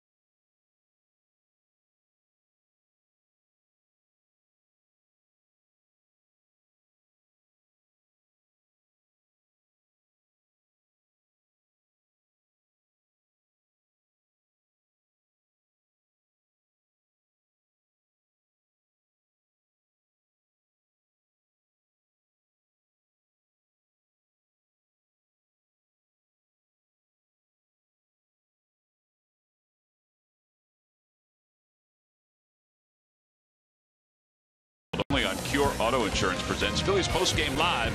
That's coming up after the game on CSN. Well, double switch for the Phils. A one-run lead. They've got Andres Blanco playing first base. And the new pitcher is Jeanmar Gomez. Gomez trying to pick out the 4-out save. He has one other save this year that is more than 1 inning. It was a 2-inning save. And that was back on the 7th of June. He's got DJ LeMahieu. Up at the plate, Blackmon at second with a huge lead, and the first pitch is over. It's 0-1. Rockies are 6 for 12 with 2 outs tonight. All 3 of their RBIs have come with 2 men down. LeMahieu has scored 1 of the runs. That was back in the 7th.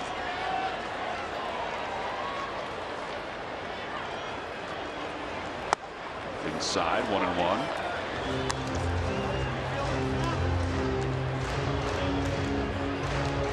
Phillies have 1 representative for this year's All-Star game. It's Odubel Herrera. This guy certainly has the numbers, Gomez does, to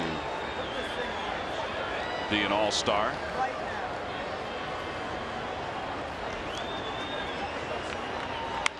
Little bloop out towards shallow left field. Here comes Goodell. He dives, and he made the catch. Tyler Goodell comes diving in to make the grab, and the inning is over. What a play, what a jump. And he just made sure this game was not tied here in the 8th inning. It's a long trek for Tyler Goodell. Well, he's made a couple really good plays this year out in left field. And that one is right near the top of the list. Look how far he comes to make this grab. It is such a great play because of the timing of the diving catch. Full of concentration. Nice play. Keeps the Phils lead at 1. Jeanmar Gomez loves it. We'll head to the 9th.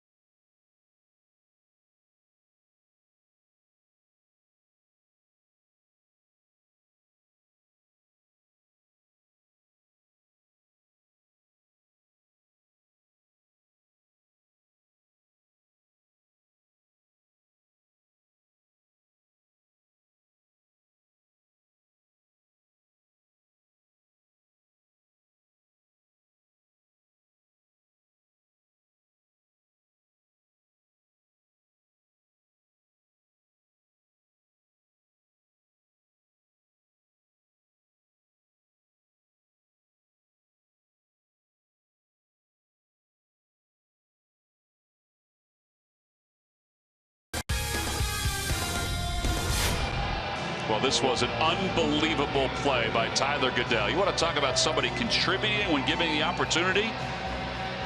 Total concentration, covered so much grounds.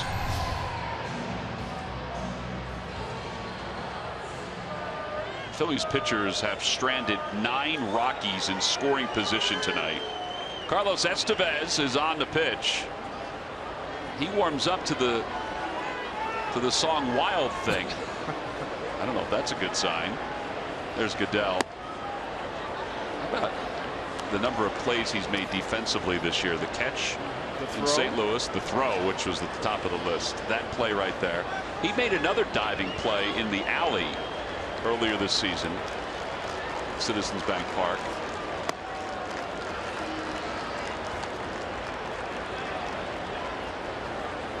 Well, don't forget, our first half plays of the year will air this Sunday before the start of the game, 4 o'clock.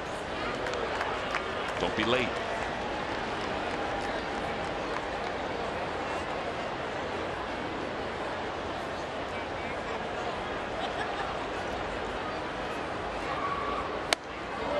3-1. All right, so maybe the song is appropriate.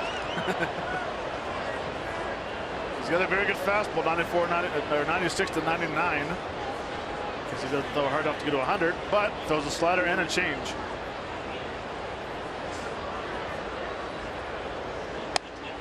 Ball 4. Freddie Galvis walks and has been on base 3 times tonight.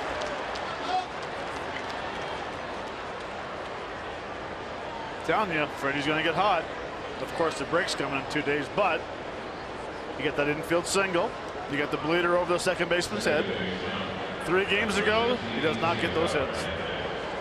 Well, it's a nice way to start the 9th when you're in need of some insurance runs. Hopeful for some insurance runs. Cesar Hernandez will be followed by Andres Blanco. Came out as part of a double switch. Cesar.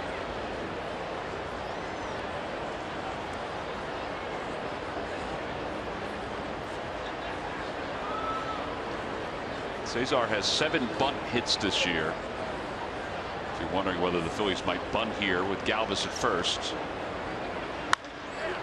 That's why they don't always bunt here with Galvis at first. It'll be 1st and 3rd with nobody out. There have been many a manager that doesn't like to sacrifice here because of that. You don't want to. I mean, it's you don't play for an extra run. You play for 3 or 4 runs in an inning. That's exactly what they say. You're right. You don't want to. You don't want to give up outs. You have Cesar Hernandez, who's been on fire hitting wise. You have the big hole between 1st and 2nd. Paid off 1st and 3rd now. So now Andres Blanco. Blanco hitting .263 has 3 home runs and 18 runs batted in. Phillies now with 7 hits after that base hit by Cesar. Cesar has 2 of them. Galvis has 2 of them. The infield is in. Out of play down the right field line. It's 0-1. Hey, by the way, Matt, real quick, I mentioned Strasburg 12-0. It would kill Terry Collins if he started the All-Star game. I'd forgotten that he had been replaced by Max Scherzer, his teammate. Strasburg was. He'll still go, but will not pitch. Thanks to John Cates for reminding me of that. But 1 pitch coming to Blanco. Way outside. 1 ball, 1 strike. John Gray started this game 6 1/3, 2 runs, 3 hits.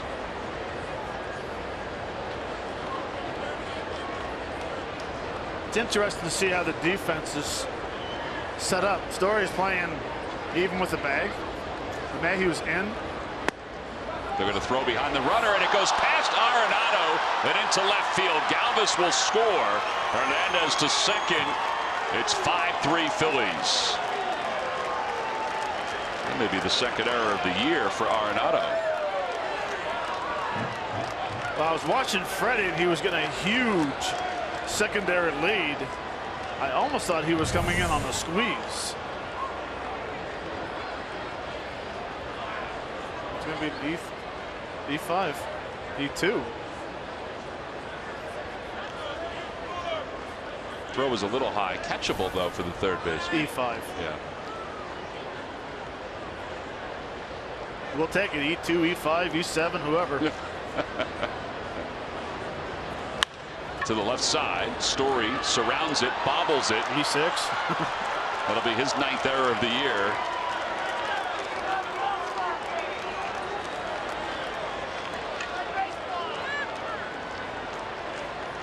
And the Phillies have 1st and 2nd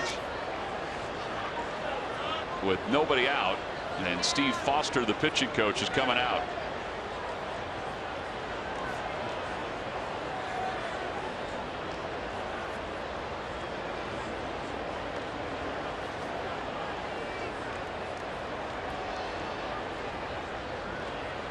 It's been a wild first 3 batters for Estevez. Chad Qualls, the former Philly.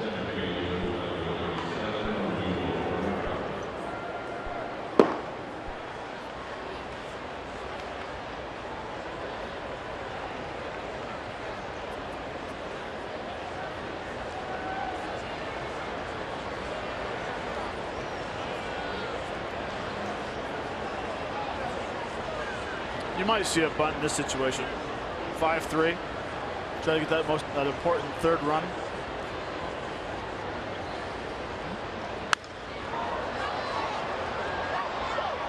On that fastball. He wasn't happy that he missed it, but we continue to say it. He's getting closer and closer with some of these swings.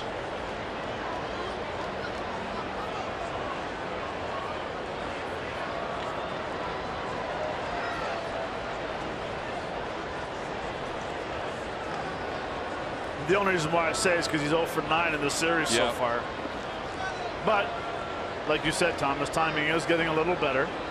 You still want to hit a ball to right field in the situation. Preferably a fly ball to right. That way you still advance the runner from second to third.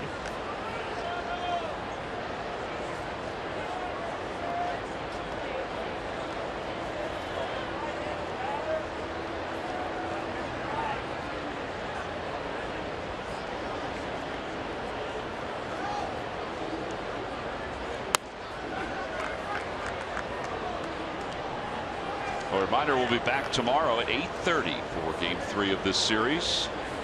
Jared Eickhoff against Tyler Anderson. Anderson's a left-hander. Eickhoff looking for his 7th win.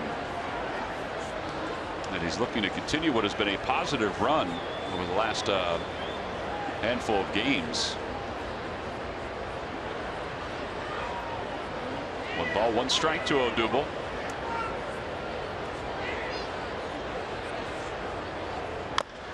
Off his foot. That is painful. Man, he went down in a heap.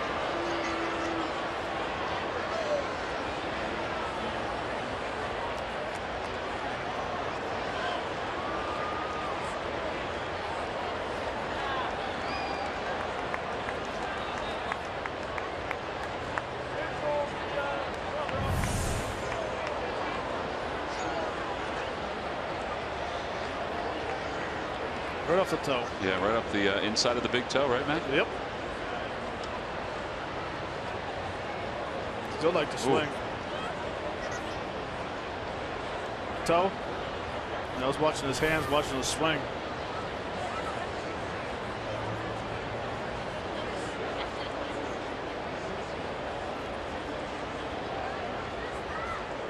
On Samuel coming over just to make sure the message is clear. Odubel continues to work on his English. It's gotten so much better since he first came over.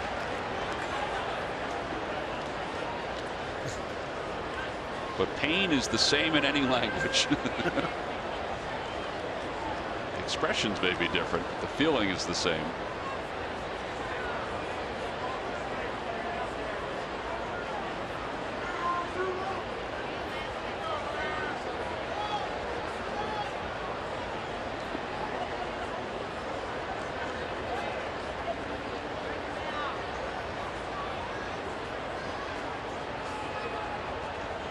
Swing and a miss. Odubel strikes out. That's the best pitch that Estevez has thrown in this outing. So 1 away. Peter Bourjos will be the batter.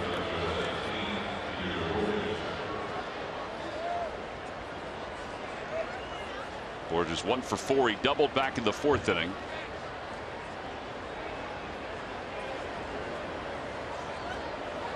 Well, Peter Bourjos has seen a ton of sliders. It's almost right here. You think about maybe sitting on a slider and stepping a little closer to the plate. So you can get that barrel on the slider.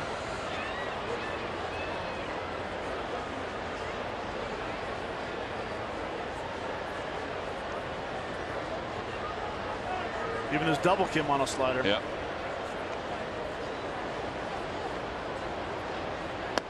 That's the thing about Bourjos' hot streak. It hasn't just come against fastballs. Like, he pulled the double, but a lot of the sliders that he has seen, he's punched them the other way. He's got Hernandez at second, Blanco at first. Blanco kind of directing traffic for Cesar. 1 ball, no strikes to Bourjos. Popped him up, shallow right field. LeMahieu is out. Infield fly rule is called. Called late by the first base umpire, Jerry Meals, the crew chief. Called nonetheless, so the batter automatically out. And Tyler Goodell, who grounded out his first time up, is scheduled to bat for a second time. Be great for Tyler to get an extra base hit here to drive in a run or two. But he's already contributed in a big way defensively. You're right, he has.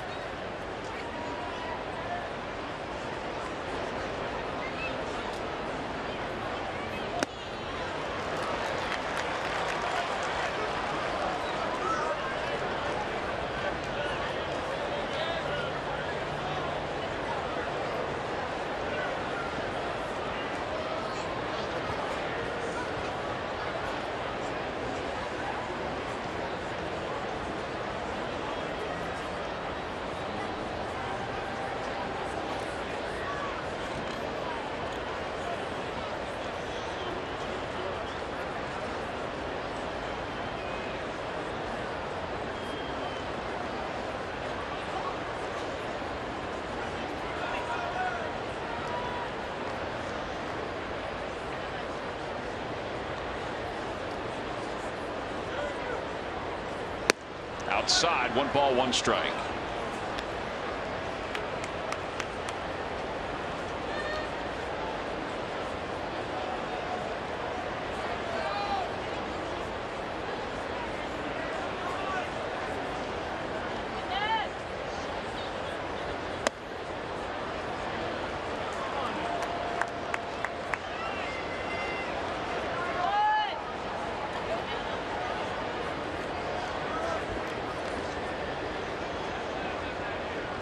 Rockies hit pitchers tonight. He's got 9 punch outs, 3 walks. They've had some pretty good arms come out of the bullpen today.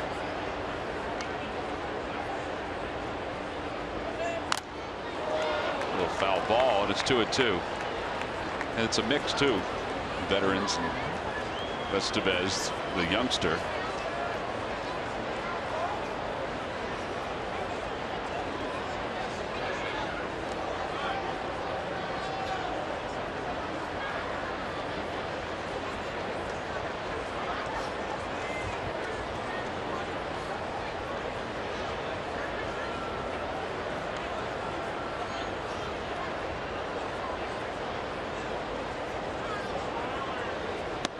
Breaking ball to called strike 3. Estevez gets the final out on a strikeout looking. So we'll go to the bottom of the 9th inning. The Phillies did get 1 run. A little insurance run. Trying to close out the Rockies when we get back.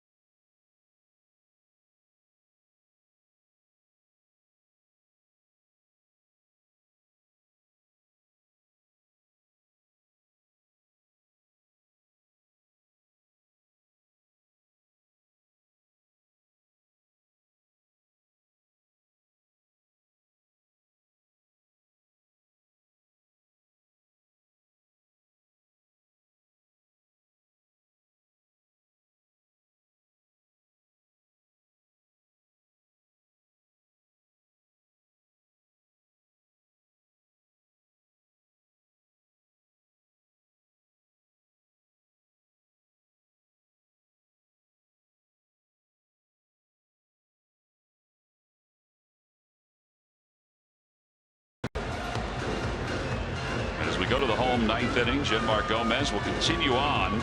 He got the final out in the bottom of the 8th inning. So much to see here in Denver. I think she's looking for somebody, Matt. Jam-packed house here at Coors Field. Fireworks to follow. Arenado will lead it off.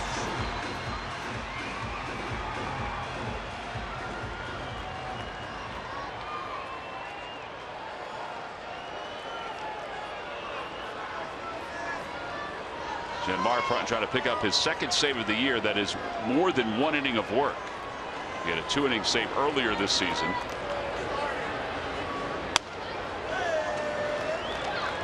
Starts Arenado off with a strike. It's 0-1.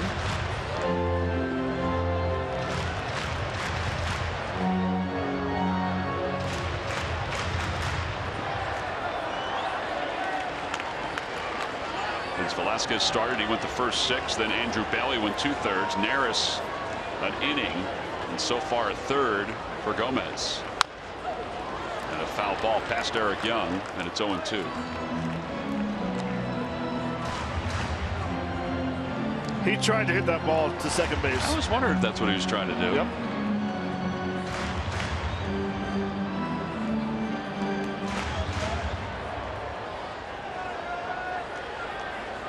Arenado tonight is 0 for 3. Walked his first time up, struck out, and he's flied out twice.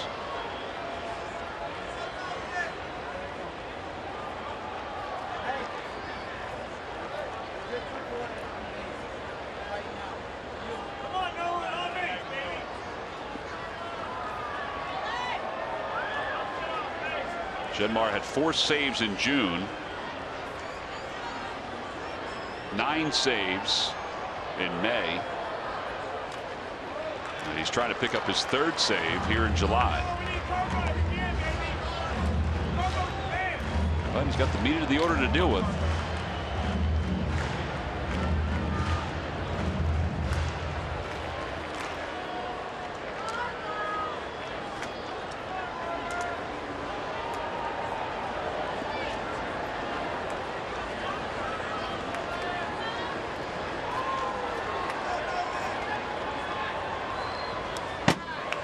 The quick pitch backfired there for Genmar Gomez. Almost fell. Lost his balance.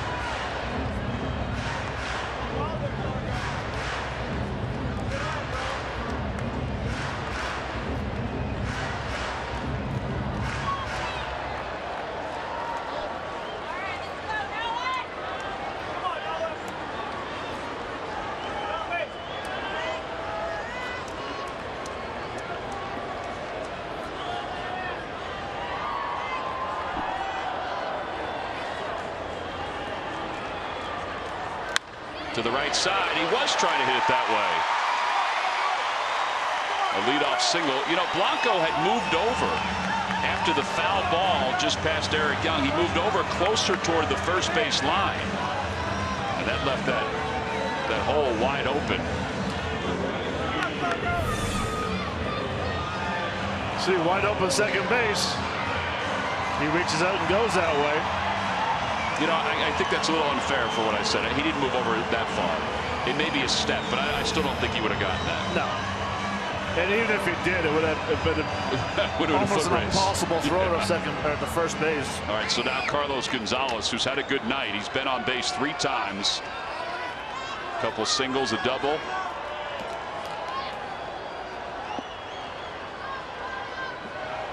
He has an RBI tonight. It's a 2-run lead on the outside corner. Ball cut nicely at the end, and it's 0-1.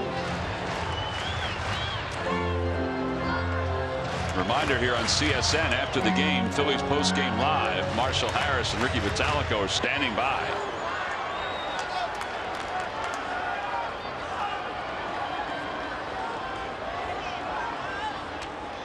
A 1 pitch. That one runs outside.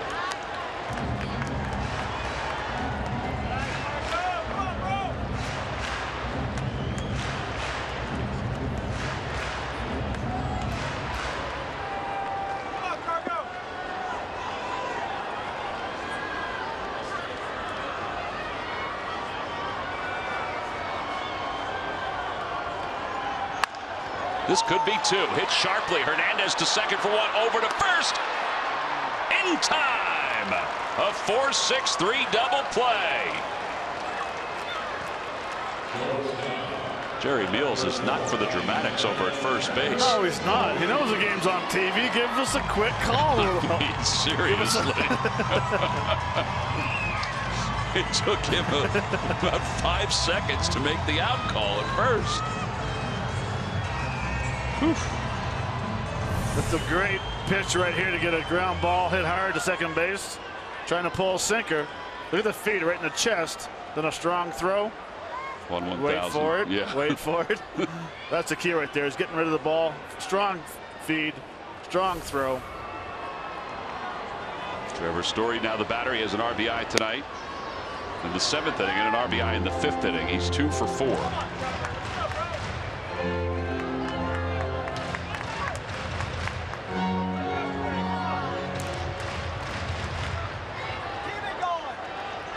Phillies trying to pick up their 41st win of the year. Foul ball.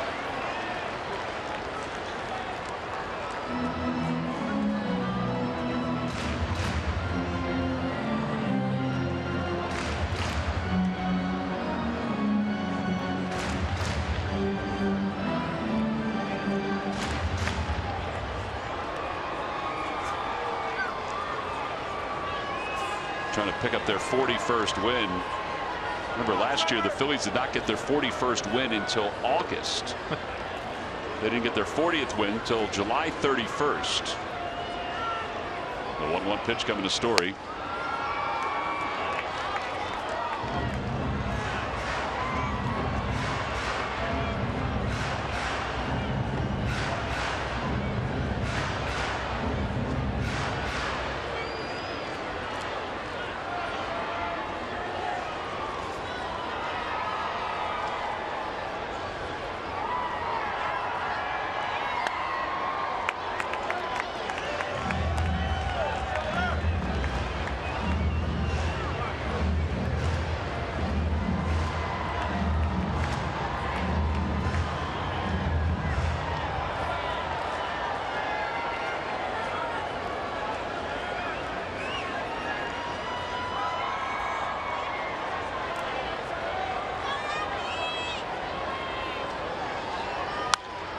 Back to a full count, 3-2.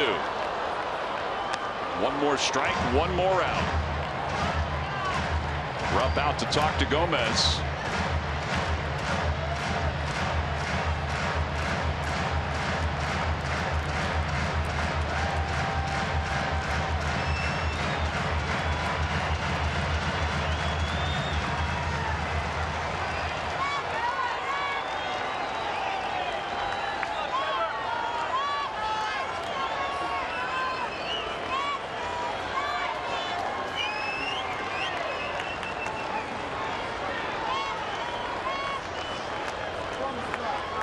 Everybody set to go, and the pitch from Gomez. On the outside corner, strike 3 called. Jeanmar Gomez, an inning and a third to pick up the save, and the Phillies defeat the Rockies 5-3. Boy, nothing is ever easy, at least it seems that way here at Coors Field. Tommy Joseph's 3-run pinch hit home run. He is our Chevrolet player of the game. It is the 100th victory for the Phillies against the Colorado Rockies. They're the 3rd team outside the NL West to win 100 against Colorado. The Cardinals and the Braves are the other 2. Well, all in all, this is a heck of a way to finish off a Friday night at Coors Field.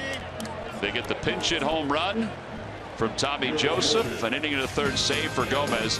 Speaking of Tommy Joseph, our WB Mason delivery of the game. Came back in the 7th inning, excuse me, the slider that did not slide off Jake McGee, stayed up in the zone, and he absolutely destroys the first pinch hit home run for the Phillies this year.